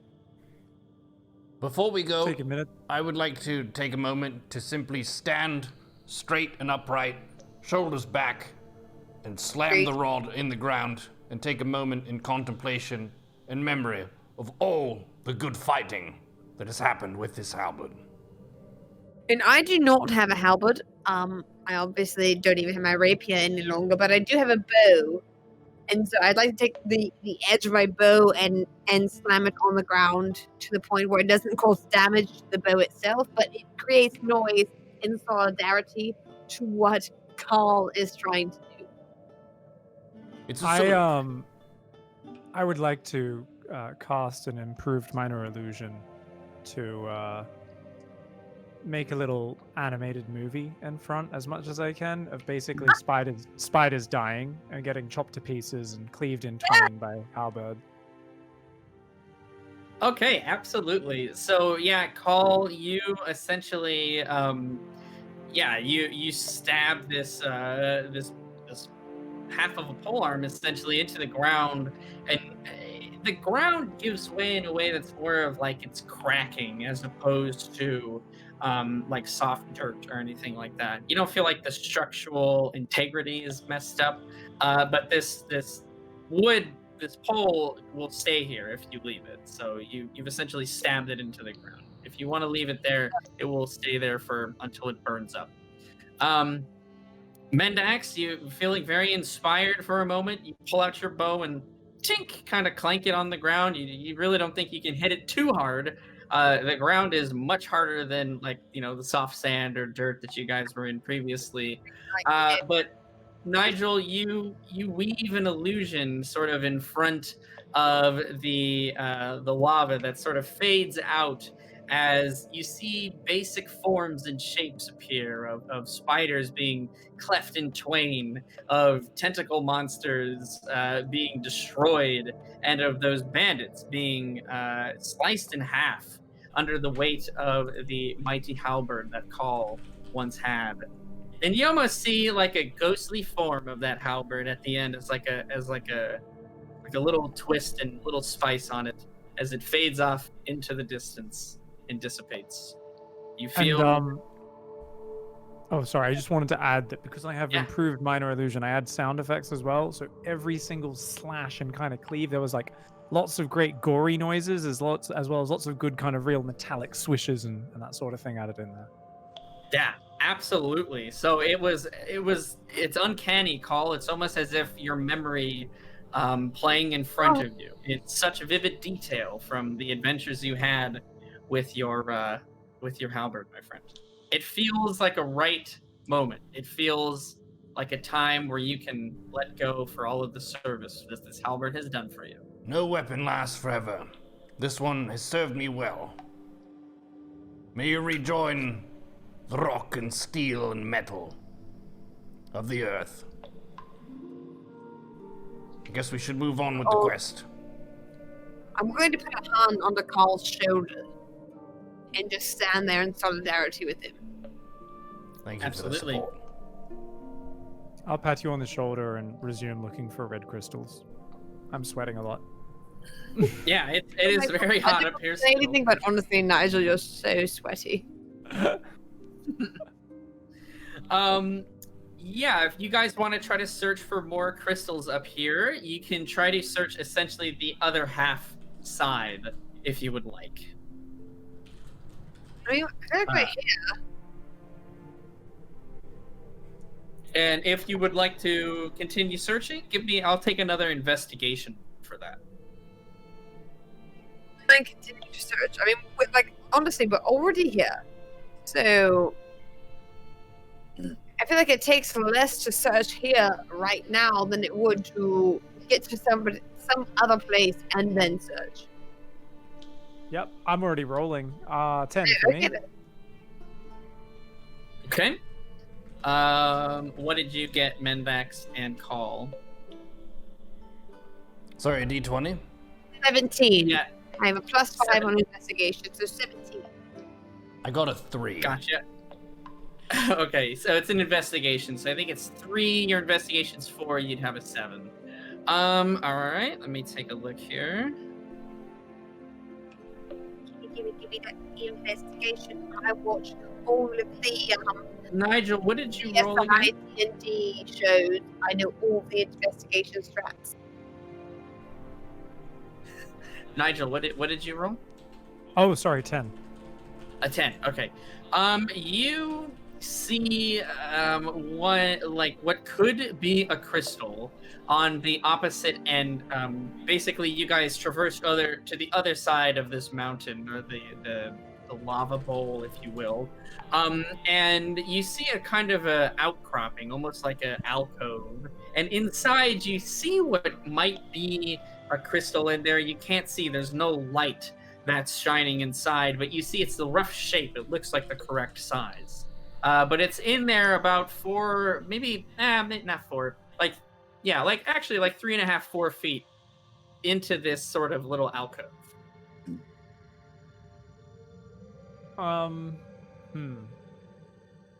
I can shoot a firebolt in just to illuminate it. I know. Absolutely. Just to double check that is what we're looking It's not at. going to hurt it. It won't hurt It's a it. crystal. It'll be It fine. lives in magma, so why not? Absolutely. Yeah, you can go ahead and you're shooting a firebolt, right? You said? Yes, just launching a firebolt straight at it. Absolutely. Yeah. So you do the same sort of swish and flick maneuver that you are all too familiar with from all of the firebolts that you've shot in your life now. And it kind of takes up almost the full size of this outcropping here. It's not huge by any means. As it hits the back and dissipates into flame, you do see for a moment a red glint appear, and something in the back there scurry away further back into the alcove. I just saw scurrying. So cool. We might get to kill something while we're here as well. Who wants to go get it? Wait, like, are we talking like spider scurrying or like humanoid pirate scurrying? So, to try to just to describe it a bit more, it's like an opening, maybe 2.5 feet in diameter, maybe. It's pretty small. It's not like a cave. It's just like a small sort of outcropping here where the lava formed in such a way that it created almost like a small, essentially small little cave that goes back. They might just be some sort of, not giant spiders, but regular sized lava spiders. Something that feeds on the heat or something in this environment up here. But so could we get to that alcove? Can we get closer to it? Yeah, Like working our way around the edge, right? So you're right near it. So you walk to the other side, and you kind of ducking, you duck down, and that's where this thing caught your eye, and then you shot that fireball, or the firebolt rather, and you confirmed that there is a crystal that's in there. You could reach your arm in there and grab it technically. It's that close to where you are now. And it's within range. You could certainly do that if you wanted to. Then okay, I don't want to. Obviously, all my knowledge comes from the theater, which means I know of. I know of the role of tree number 7 in this play. However, I've been told that these creatures are quite docile. So if we have one person who is able to reach out and snatch this third gem from the back of these ticks, that could be all we actually need. I don't like ever volunteering myself for these kinds of things, but I can't volunteer myself for the blood, so I will if we need me to do it. I will expect it to be jammed in the grab one of these ticks out off of the back. I expect it to be wedged in quite tight. So do we have any tools that can dislodge it? Other than halberds, of course. The halberd is gone. I personally do have a dagger that I still have on my body. I could reach out and try to use my dagger to dislodge the gemstone. Carl's super strong. I'm gonna hand Carl one of my rocks, one of my 5-pound rocks. Maybe you could smash it out, Carl. Sure. Could get some frustration out. That's right. You just let it loose, Carl. Let it loose. I'll smash it with this rock. Yeah, absolutely. So in order to do that, you're so you take the rock from Nigel. In order to do that, you'll have to kind of lay flat-ish on the ground so that you can get your arm into such a position that you can reach into this outcropping and try to take some hits at the crystal. Is that cool? As long as it's not so hot that it's gonna injure me, yes. No, the kind of like how I mentioned before, the ground is surprisingly cool for the environment that you're in. It's not cold, but it is certainly not as scorchingly hot as you would assume it would have been. If this was like dirt or sand or even just seemingly regular rock, it certainly would be way too hot for you to do this. But you are surprisingly comfortable to do so, almost as if you're kind of cooling off a little bit. Well, sure. I'd like to Um, go for it. Awesome. I will try to get ready as well and have a mage hand ready just to try and catch anything that, stop it from falling into the lava if I can. Sure, absolutely. So it shouldn't really be in too much danger of falling into the lava. It's not anywhere near the edge. You guys are a little bit down here. There's no lava that's super close to you, so you should be okay. But you can have the mage hand at the ready in case it does kind of slip past you guys and begin to fall down the mountain, as that would be. Neuro, Mr. Call, give me it's an improvised strike here. So just give me a d20 and then plus 5, because that's your strength modifier and your proficiency bonus. That's a good one. That's good. 15 plus 5 is 20. That is Yeah. exactly what that math works out to be. Well done. Absolutely. You have sort of this this super hefty rock, we'll say. So give me a d4 damage plus 3 from your strength here. So go ahead, roll me a d4. Tell me what you got. 4. 4. Okay, so total of 7 then. Yes. Yeah, you feel the crystal, it's beginning to shift and move, but you don't think that one strike is quite enough. You do feel like you'll have to go for another. Bring it on. I will roll. All right, give me again. another. Go again. Shit out. Carl. Go. 8. With the... Is that with the plus 5? Unfortunately, yes. Okay. I mean, it's a stationary target. There's not a whole lot. It's not fighting back. It's not fighting Again. Yeah, it's not moving around. It's not moving around. So no, I mean, the 8 is fine. The 8's fine. You don't have to roll again after that one. Give me another d4 though, plus 3. 2 plus 3 is 5. Quick maths. Quick maths. All right, so total of 12 points. You feel the crystal dislodge from the ground that it was essentially growing off of. At the same time that you feel this crystal like pushed out from the rock, you do feel something brush up against the back of your hand. What would you like to do? You kind of have a moment to react. Are you going to try to grab the crystal and get your hand out, or what do you want to do? Yes, I would go for that. I think I can get the heck out, perhaps. Yeah. You give me. Let's see. Do you need anything for that? No. It's a pretty small opening, so I think you would be fine to. You drop the rock that Nigel gave you inside the cave, and quickly fish your hand out while grabbing the crystal on the way out. And you don't feel anything else. You're able to retrieve this crystal out from there with no ill effects. What could have been in there? I felt something brush up against my hand. Maybe it was one of those creatures scurrying about you saw, Nigel? Yes, I saw something scurrying in there. Who knows? This is a rare biome, if you will. An area where a creature here may be worth something. If you guys like money, maybe we can try to grab it. mean, but, What if I it's one of have the no idea. ticks? I mean, I feel like it's been well established that I obviously adore money. What if it's one of the ticks that would have the blood that we need, and we wouldn't have to deal with the huge monster?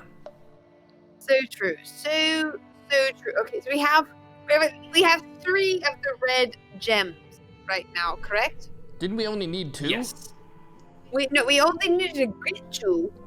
We started out with one for Stumpy, and we immediately got another one because of the mage hand from Nigel, and then we expended some other activities and got a third one. So we have 3 red gems right now that we could take and try to lure one of the magmalisks. If I'm not incorrect, and granted, I'm a theatre person, so math is not my strong suit. But I do believe we have 3 of the red gems that we need.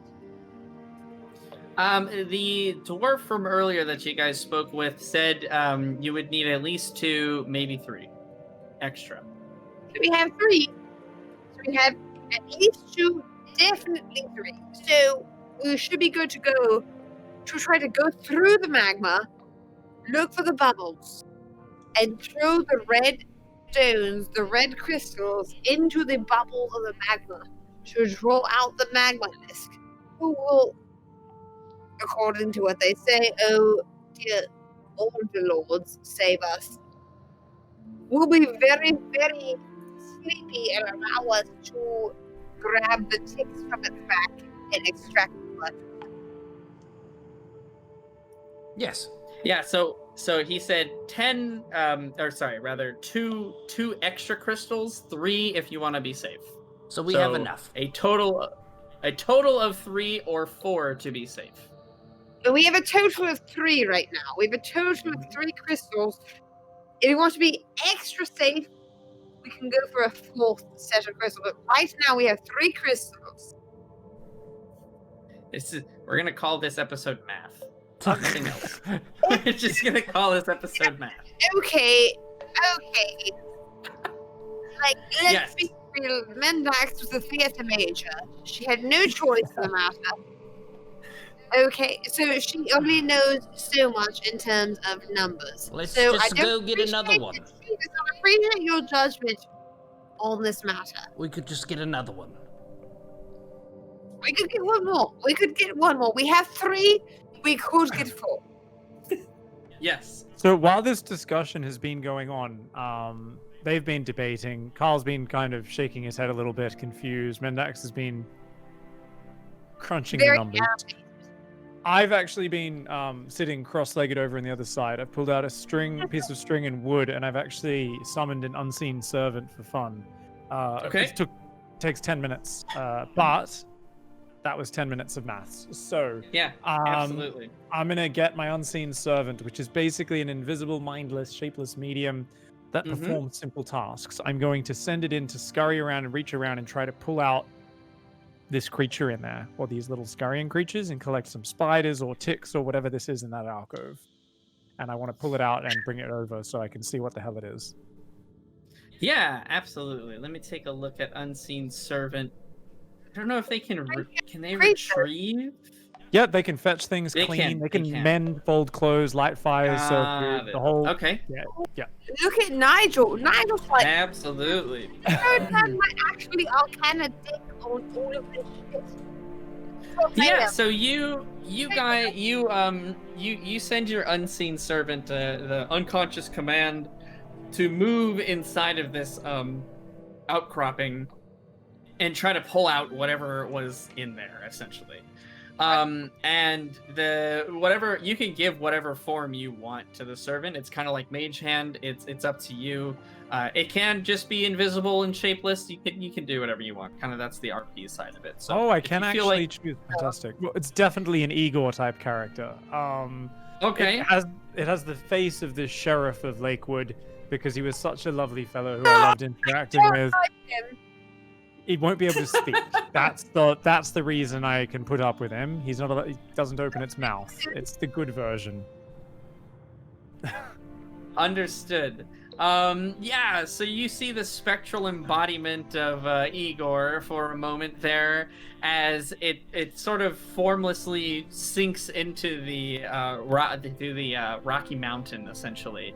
And after a few moments, you hear some kind of scurrying, scraping, almost again like against glass. And out from the inside of the alcove, your servant pulls out a kind of hand-sized, kind of brilliantly colored, like red beetle. Beetle? Yeah, so like a big bug. It's almost as shiny and red as the gems are. Okay. Okay, Stumpy. Why would you hold on to this until just now? Stumpy, what does this beetle mean? He's at the bottom of the mountain. Are you just using a speaking voice? I'm yelling! Quiet now! Okay. How far away? I don't think he can hear us, right? Is he a few hundred? You guys 200 are yards? very far away. It took you like an hour to climb up the mountain. He can't hear you. You can yell all you want though. Stumpy is not cardiovascularly as advanced as the rest of us. It's fine. But he's not a biologist. He's not going to tell us about every flora and fauna in this land. He's a rower. He rows the boat. I feel like you should tell us about the important parts. That's what you got. You got the beetle. You do with that information as you will. I won't forgive you for what you don't tell us right now. I'll forgive you. Does it look like Tell it us might? what you know. But tell us what you know, Stumpy. But I won't yell at you. I won't yell at you if you don't. But like, tell us what you know. I'm gonna tell the sheriff, as I'm referring to my unseen servant, to just carry the beetle. And I think we should head back to the boat now, since we've found as many crystals as we can up here, right? We've searched the area pretty thoroughly. Yeah, definitely. You guys feel like you've searched around up here for the past 15-20 minutes or so, scouring the sides of the mountain. You're more than welcome to continue trying to search around up here. Maybe you'll get lucky, find another one. But you do feel that you've given it a good once over. I've got an opinion. Fuck this mountain. Okay. Let's go to a different one. Find some crystals somewhere else. I don't know why I'm just getting a bad vibe from this one. Actually, I know exactly why I lost my halberd. I would like to grumpily advance down the mountain. Absolutely. I appreciate all of Cal's intuitions, and I will back him on this. So if he likes to move forward down the mountain, into the mountain, past whatever weapons kind of exposition we have, I'm going to support him in that. Let's keep moving. Absolutely. How are you going to store this beetle, Nigel? What are you going to do with your new friend? Miss Nuna. I was hoping it would be quicker on the way down the mountain, so the sheriff would be able to carry him all the way to the boat, and then I could consult Stumpy for more information before having to make a decision. But when I sense the sheriff waning, if we're not at the boat yet, I'll make a decision then. Super waiting. Like honestly, I don't want to be a dick about this shit, but Nigel, shove it in already. I'm not sure if it'll be able to escape or what it can burrow through. It lives in molten rock in this crazy environment. Whether or not it can escape has nothing to do with myself or Carl. That's You've on got you. to respect the beast. We don't understand its power yet, you know? You can't disrespect it. Oh my god. Fair enough. I will certainly take that, Nigel.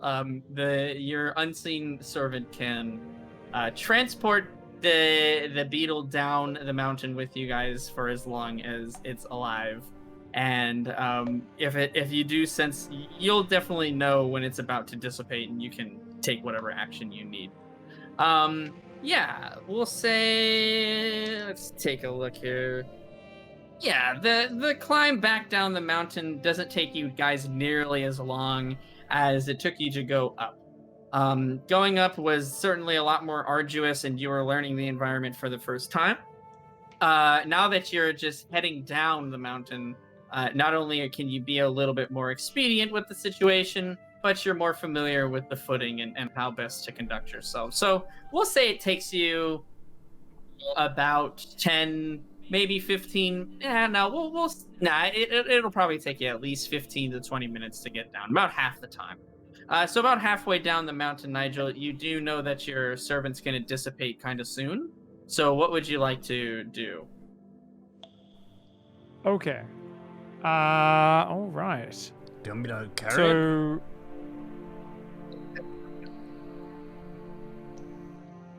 can I do a check? Does this look more like a tick or a beetle? Can I tell if this is a tick by any chance? And Carl, do you know if this is a tick at all? I don't really know what ticks look like. Yeah, you guys can do a basic, whoever would like to can do a nature check here to see if you can distinguish the difference between a beetle and a tick. That's fine. I got 17 total.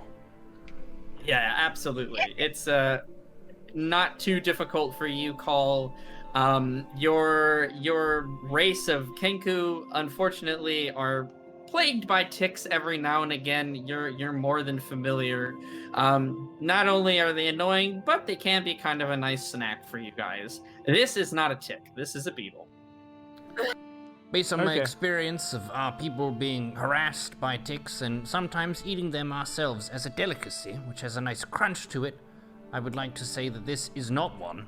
It has a different bodily shape, and if it was a tick, it's not a very effective one. Fair enough. In that case, can I? How strong does it seem? Can I put it just in my pack? Yeah, I mean, it's kind of curled up defensively, if you will. Yeah, you could put it in your pack. It's not really moving too much in your unseen servant's hands, I guess. Okay. I'll put it in my pack, and I'll shift my pack and carry it on my front and keep an eye on it to make sure it can't. If it starts wriggling around or anything, then I'll just squash it. Yeah, but I don't want to. I really want to let Stumpy see this and show him my people. I want him to be proud. I see. Okay, understood. Yeah, absolutely. So the rest of the way down, the next 10 minutes, the beetle doesn't really make too many movements. It doesn't move around too much.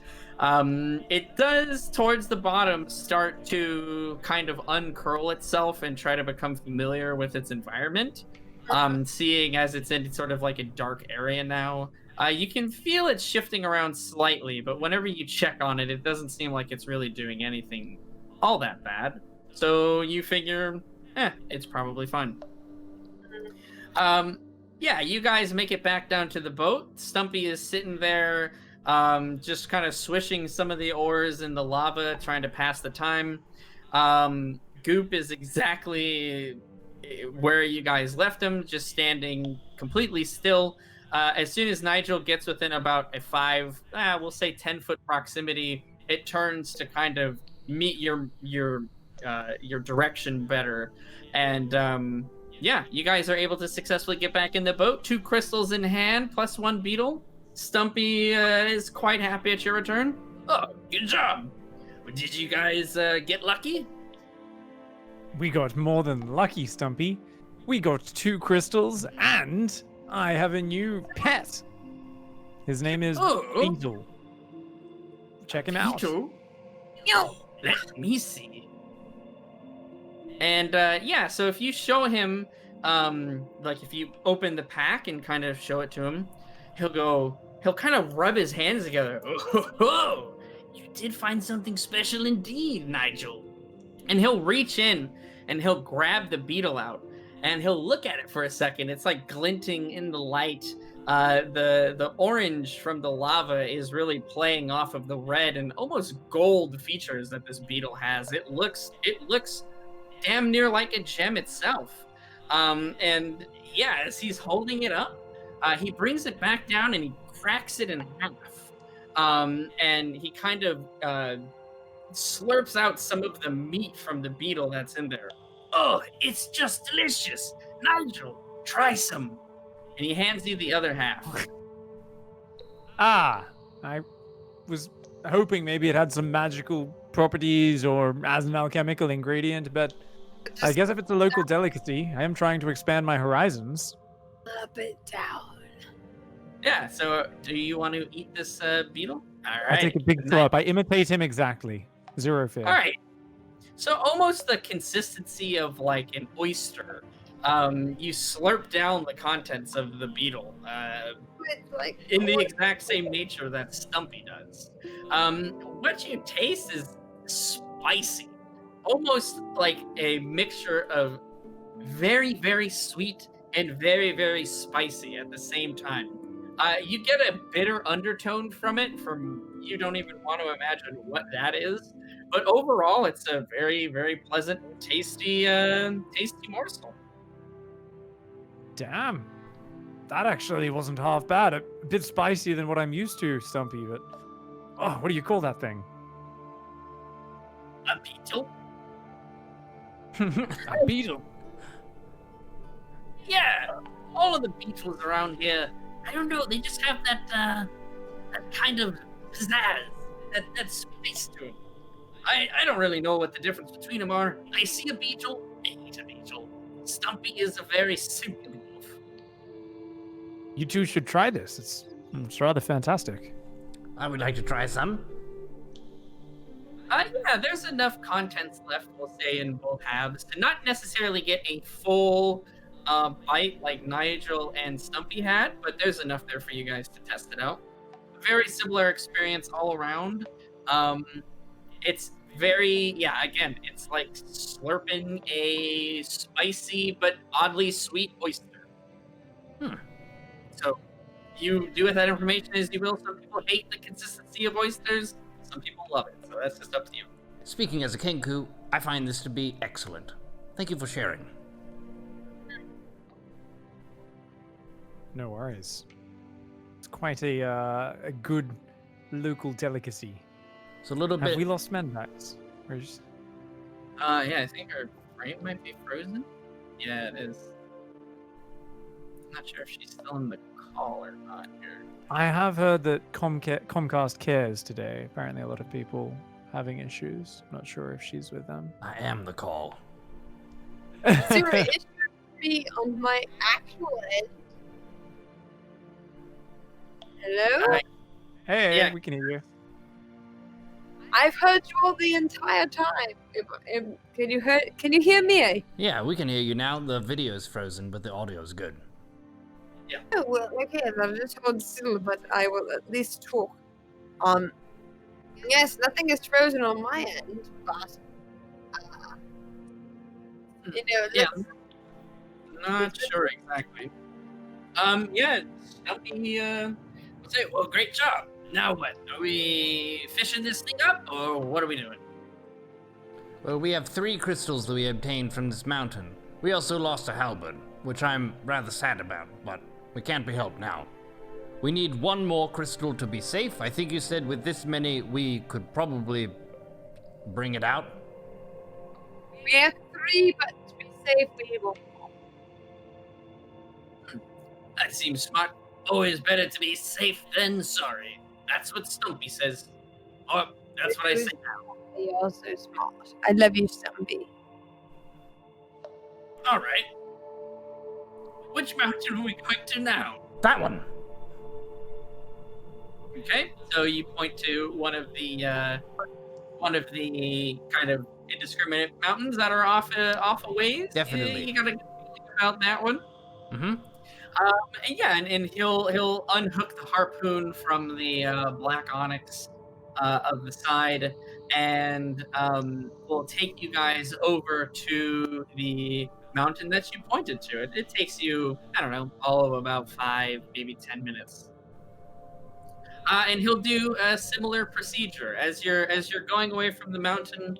Cole, you look back, you can see up there the bottom half of the halberd that you kind of planted into the ground, and you can see that it's on fire. kind of in the distance there. I don't know, somehow it feels like justice is done. I would like to solemnly stand firm in thanks for a mighty weapon. Absolutely. Pretty metal send-off, too. I had to back him up 100%. Not many weapons get to be buried in lava, essentially. Mm. Yeah, so you guys, you make it over to the other mountain. Similar situation, similar kind of traversing necessary for this one. And he, once again, takes the harpoon and kind of slams it into the side of the mountain and chains up the side of the boat. Same as before then, I guess? Are you heading up there? Yes. We just need one more. All right, good luck. And I'll just use this rapier to knock a crystal free. Running out of weapons. Yeah. It's okay. I have 4 more You rocks do we can not at use. this point. Yeah, go ahead and let's see here. All right.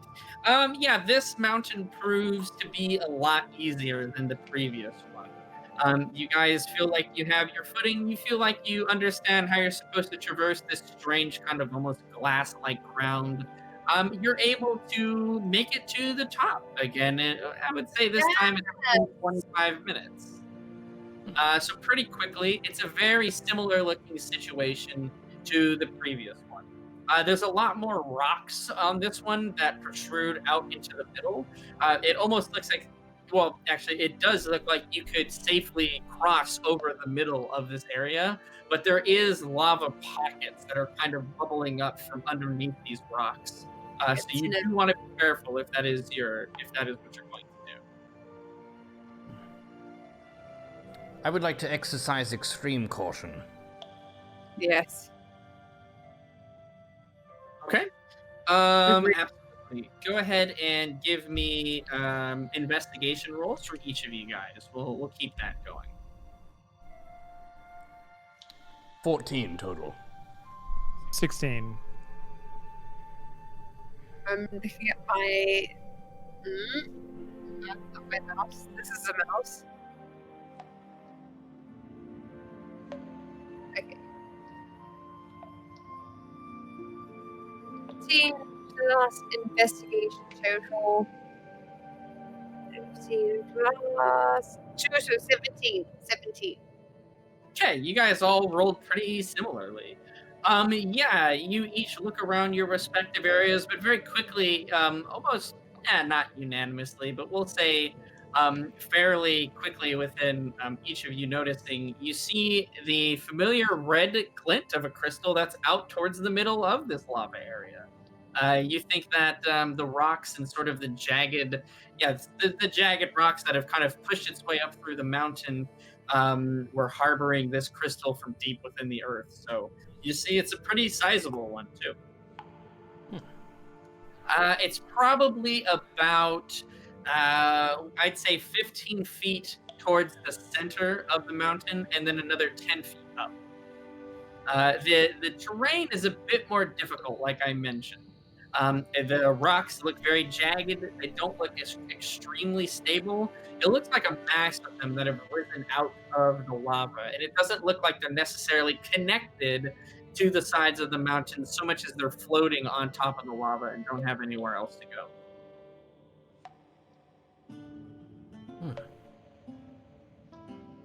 Well, I mean, I don't want to say it, but I feel like I'm the most nimble of the three of us left. I feel like I have the best chance at grasping at one of these minerals. well, I trust your skill in acrobatics. I'm well practiced in bravely standing back and let others do the dirty work. Whew, okay, then I would like to let my acrobatics stand the test of these abilities and move forward with flipping through the air to try to grasp a semblance of a foothold these red crystals. Okay, absolutely. So using your acrobatics, this is a situation that is certainly almost tailor-made for you. You're definitely quite skilled in traversing very unsteady locations as you traverse many rooftops and tight ropes through your career as not only a rogue but also as an actor. Go ahead and give me an acrobatics check, and then we can go from there with your turn.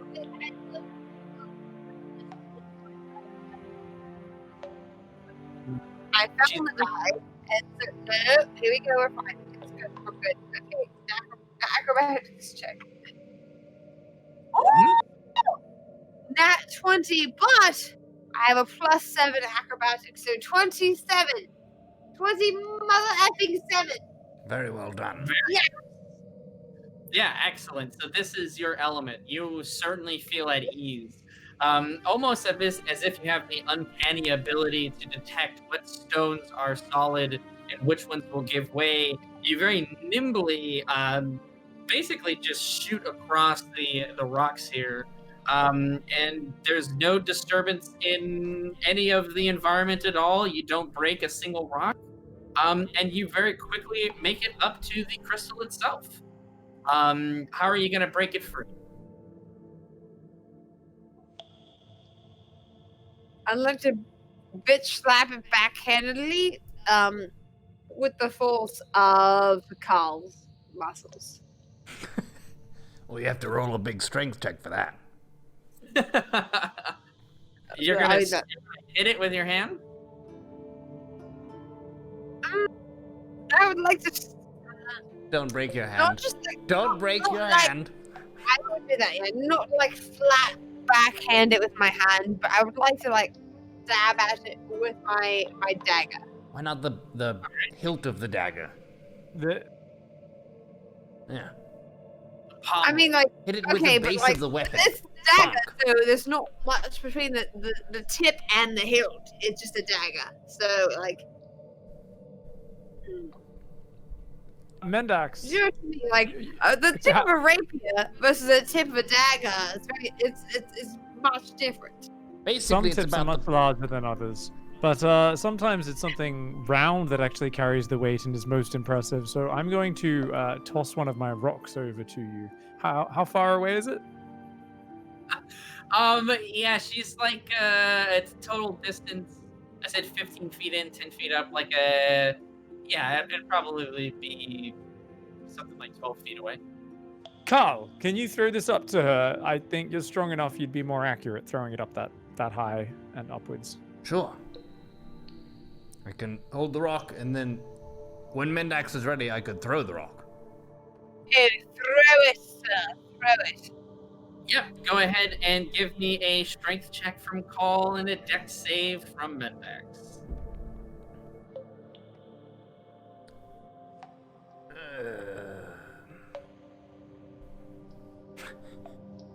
It's not my day. It really isn't. I've had some Oh, days.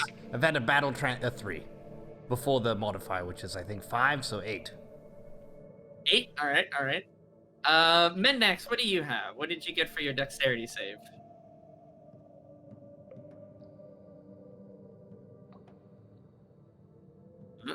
I don't know if she's here. We may have lost her. I don't know if she's changing some audio settings because I know we had reports of like, and I was having a hard time hearing her at some times. But yeah, I think her mic might be out. No worries. So Yeah, can you roll a dex save for her? I could indeed roll a dexterity save for her. My goodness, I get to take control of one of the player characters. Their fate is in my hands. Uh-oh. Jeez. Oh man, I'm rolling real well. I don't know. Are you back, Ash? Okay, we still can't hear you, but we will carry on. So I rolled an 18 for Ash, for Mendax here, so 24, coupled with the throw that was an 8. The stone makes the distance, but it's a bit off target. Mendax, however, is able to anticipate the direction that this is going to fly almost immediately. It sort of almost latches on with one hand to one of the stable rocks that are nearby and sort of reach out and grab the rock out of the air with the other hand. She's able to swing back in and safely get her point of contacts back.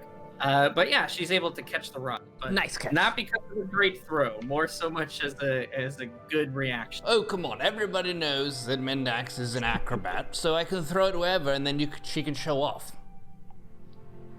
That is very true. Yes. I will go ahead and just, I'll try to make this strength check as good as I can for you, Mendax. Don't mind a thing here. Yeah, absolutely. I'm an absolute boss at rolling, so that's a 17 plus 1. We're going to call that a nice 18, quick maths. As she brings the rock down and sort of in one fell swoop onto this larger red crystal that is sort of growing out of the side of the top of this mountain. And she's able to, after a hit or two, sort of splinter the crystal off from the side and grab it. A quick dexterity save to come back down, make sure there's no other problems. Yeah, it's Mendax rolling like fire tonight with a 19, or not dex save, but acrobatics plus 7, so 26. She is able to skillfully and very quickly, just as easily as she is able to get up, come back down, taking even shortcuts on the path back down that she kind of figured out as she was moving back up. So you guys have the 4th rock crystal. And it's all thanks to Absolutely. Mendax. I look appraisingly and nod in approval as she moonwalks her way back down to us. I'm sure she's Mendax obviously being- very proud, and I'm sure she's gloating as well. One of the most modest characters I've ever had in a D&D session. She very humbly accepts the gratitude and says it was nothing. No worry. And hands the crystal back to you guys. I'll stop controlling Mendax now. I'll just kind of tag her along. Yeah, you guys can do as you please. If you'd like to investigate around here more for any more beetles or crystals, whatever you'd like to do, or you can head back to the boat. That's fine. Honestly, Carl, I just want to know. You said you kind of enjoyed the beetle, but the rockfish, the beetle, how do they rank up? The rockfish is a good bit better. I didn't really have enough of the beetle to say how good it was. I also had multiple rockfish, so I got a better sense of the range of this is a good one or this is a bad one. But I can definitely see how they like this here. Would be too bad. Yes. It's actually, if we find another one scurrying about, I'll have to catch it for you. It really was quite delicious. I thought it would, be a little bit stranger when he split it open. Honestly, I thought lava was going to explode out of it, but turns out Stumpy's a man of fine taste. Mm-hmm. All right, so you guys heading back down to the boat? Are you searching for more stuff? What's the plan? Let's go to the boat. I've had enough of these damn mountains. Indeed. Awesome. Yeah, you guys head back down. Again, it takes you about the same amount of time this time to head back down as it did to come up the side of the mountain. But you successfully return to the boat. Stumpy again. Oh, any more beetles, Nigel? Unfortunately, no. But we do find another crystal. So now on to baiting our lovely, friendly, and so described by your friends as docile Magmalisk. I'm very curious for this upcoming encounter. I really do hope it is as friendly as you kind dwarves have made out. Right. Where did they say we should go? Apparently where there's the bubbles? Yes, we're looking for the bubbles in the lava. And that's, I guess, indicating where they're breathing beneath. The bubbles, right. All right, I think, we'll head this way. And, he'll again detach the harpoon and set you guys off. And he steers you along a series of kind of more narrow passages as you go in between some of the mountains. It never gets too narrow, but you definitely get a feeling of claustrophobia. You guys go through almost like a cave at one point, and it's a very interesting kind of effect with the boat going through, but the only light source being the lava itself. So very cool, kind of dazzling lights playing off of the lava in this cave. But yeah, he continues to steer you through, and you reach more of like a big opening area. Previously, you guys had been kind of maneuvering between mountains, almost like valleys, if you will. But this looks like a well and true portion of the quote unquote lake, where there are not many mountains nearby in front of you. Behind you, there's quite a bit, but in front of you, the nearest mountain is quite off in the distance. And he'll continue to navigate the boat even for a while longer. Go ahead and give me a perception check out of you guys. We'll see just who notices it first. 14. Lower than that. 11? Oh, Okay, yeah. 9. sorry, 17 if it's plus 3. Yes. Yeah, so Stumpy told you guys to be on the lookout for any of those bubbles they mentioned. Tall is just the first one to notice it. And you see off into like an easterly direction that, yep, there are some what look like bubbles to you.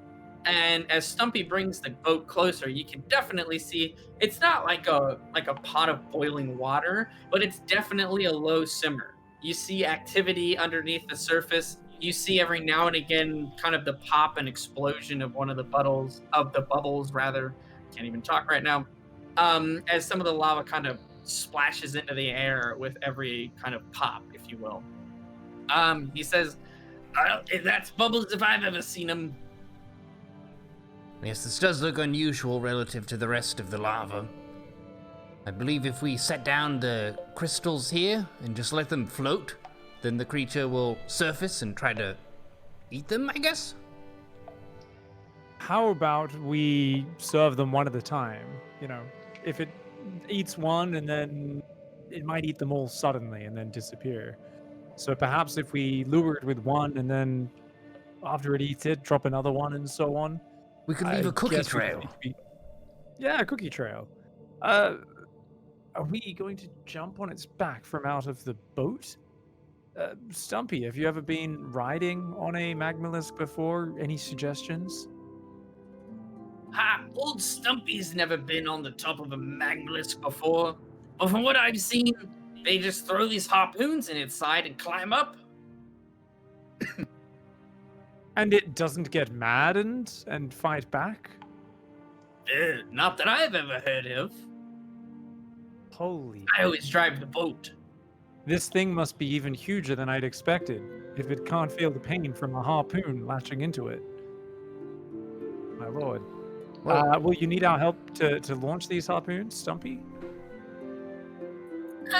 Let's just take care of summoning it for now. Oof.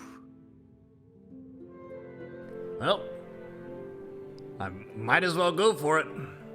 None of us know what to expect here. But this is what we have to do. I would like to take one of the crystals, give a look at Nigel, see if he's ready, and I will... Is he ready? He's gathering...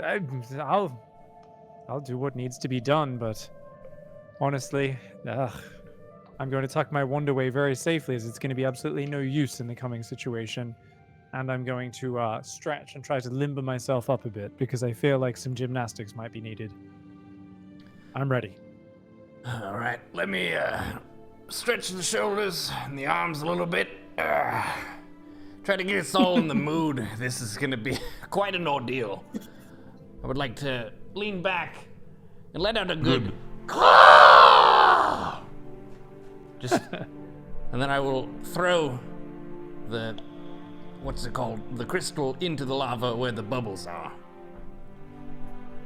Yeah, absolutely. We'll say you guys have backed up a solid 10-15 feet or so. And yeah, you see the crystal hit the lava. It doesn't sink instantly. But the bubbles do begin to form more rapidly than they were before. Where it was a low simmer before, now it's maybe a little bit more of a boil. The crystal does turn an interesting shade of blue, surprisingly, as the heat sort of permeates the crystal as it becomes fully submerged in the lava. You can't see it afterwards, but after a moment or two, you do kind of feel a massive shift in the lava itself as sort of a rolling wave from underneath the lava begins to move. It rocks your boat to the side slightly, but you don't, it's not like a wave. You're not in like a, danger of capsizing or anything like that. But you definitely felt something beneath the surface move in a big way. But it hasn't emerged yet. Nope. I guess that's why they said we need 3 or 4. Ready for the second one? Go for it. Take the second one. Throw it in. Around the same spot. Awesome. Yeah, you're able to hit very close to where you threw the first one. And a very similar effect. The bubbles now are much more of a rolling, or like a roiling boil, essentially. Lava begins to kind of like splat into the air as these bubbles are kind of compounding on each other and flicking these kind of globs of like molten rock out along the way. You can feel something again roll the surface of the lava as it almost makes like a movement towards the top. But this time the movement doesn't seem to be stopping. It's a constant kind of movement, but nothing has surfaced quite yet. Nigel, do you want to throw in the next one? Indeed. I'll take it, and I'm actually going to create a mage hand, and I'm going to go fishing, Carl. So I'm going to get the spectral hand to lower it into the lava, jiggle it, and then lift it out of the lava. And then rinse and repeat. Okay. And I'm going to try and lure it to the surface. I dig it. Absolutely. So you try to entice it to surface. And after a few of those motions, you can definitely tell that something is extremely close to the surface as a big movement of lava displaces like a huge amount of the liquid. And you guys have to hang on to the side of the boat slightly. Let's see. I don't think you have to do any checks as mage hand. Hold on, let me take a look.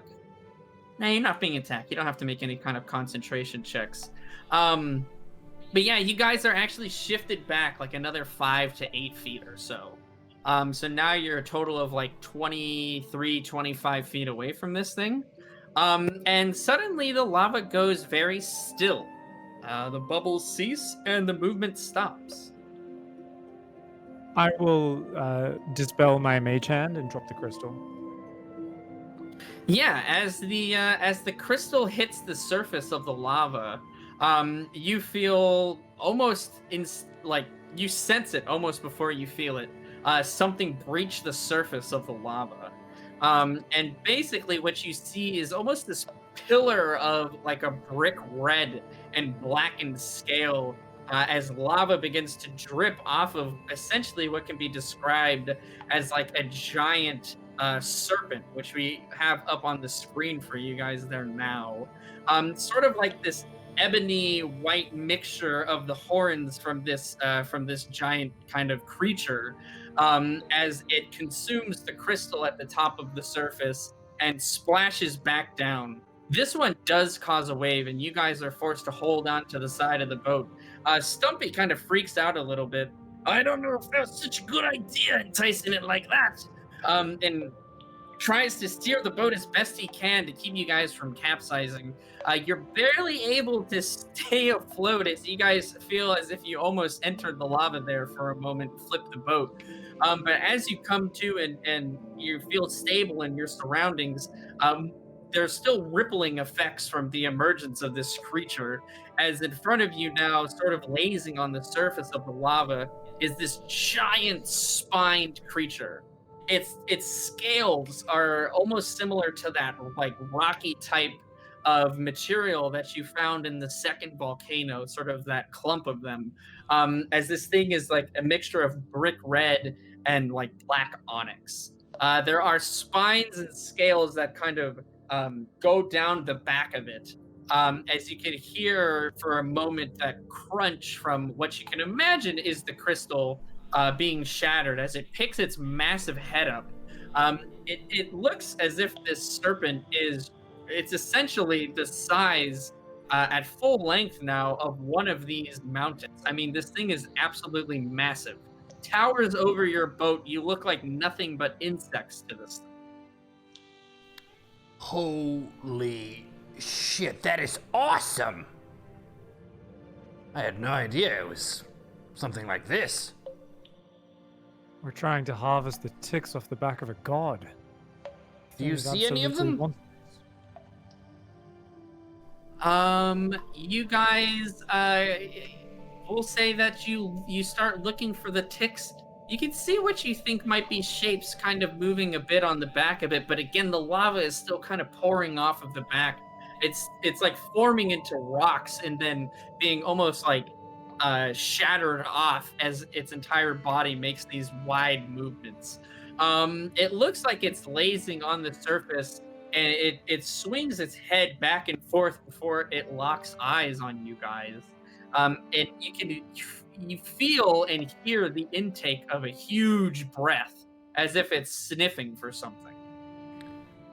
Nigel, I believe that we should not have the other crystal in the boat. It's just what my bird-bearing instincts are telling me. Yes, it's looking at us and it's sniffing. Perhaps toss it into its mouth. Or closer to it. Very good. I would like to take the crystal and give it a good toss toward this massive beast. Absolutely. I mean, the full body of this thing, you can't see exactly how much extends down into the lava and behind it, really. You throw as hard as you can towards this thing, in almost in the opposite direction so that it's kind of facing away from you guys as well. Yeah, you're able to chuck this crystal. I mean, it's fairly light, or it's fairly small, right, but pretty heavy. And you chuck this crystal like probably a solid 60 feet. Call is no wuss when it comes to strength checks. And it follows with just its eyes the crystal as it submerges and hits the lava, and it waits for a second before it dives down to kind of crash into the lava and consume this crystal until it turns blue. So it looks like it was waiting specifically for it to heat up enough. And with that, the magmalisk consumes the final crystal and now seems to be fairly docile. It seems to kind of just be chilling on the surface. Its head is raised once again into the air, and the lava is dripping off of its horn and face. And I think we'll go ahead and call this session for tonight there. Well, it's been quite the journey. We'll see what happens with this massive beast. I'm excited to climb across a harpoon and risk our lives once again. For some people we haven't even met yet. Well, I mean, it's a lifelong struggle learning to master the serpent. But in the next episode, we'll take it on. I would like to turn over to Nigel and do a quick fist bump. Yeah, very good job summoning over the magmalisk tonight, guys. You were successful in getting the crystals, finding some juicy morsels along the way in unexpected places, and summoning essentially what appears to be a god of a serpent. Well done. I don't know if that's great or if that's bad, but well done. Well, you know, some people would be excited to be in the bathtub with me and Euro, but, you know, Ash, she's just a bit frozen, a bit intimidated. Yeah, unfortunately, with Ash losing the microphone connection and the looks like the webcam drop as well, had to continue that last section of this session without her, but luckily she didn't miss too much. Mendax was so emotionally overridden with the loss of the halberd that she was at a loss for words for the remainder of the episode. But tune in. Either next Thursday or a bit later on, we will give you an update on Twitter. Visit the Discord. There's a Wayfarers channel where you have the character sheets pinned. You can post some memes. We already had some from this episode posted. And talk with the fam about what you think will happen and how we will manage to fuck up next. From all of us here at Wayfarers, thank you. And we'll see you next time.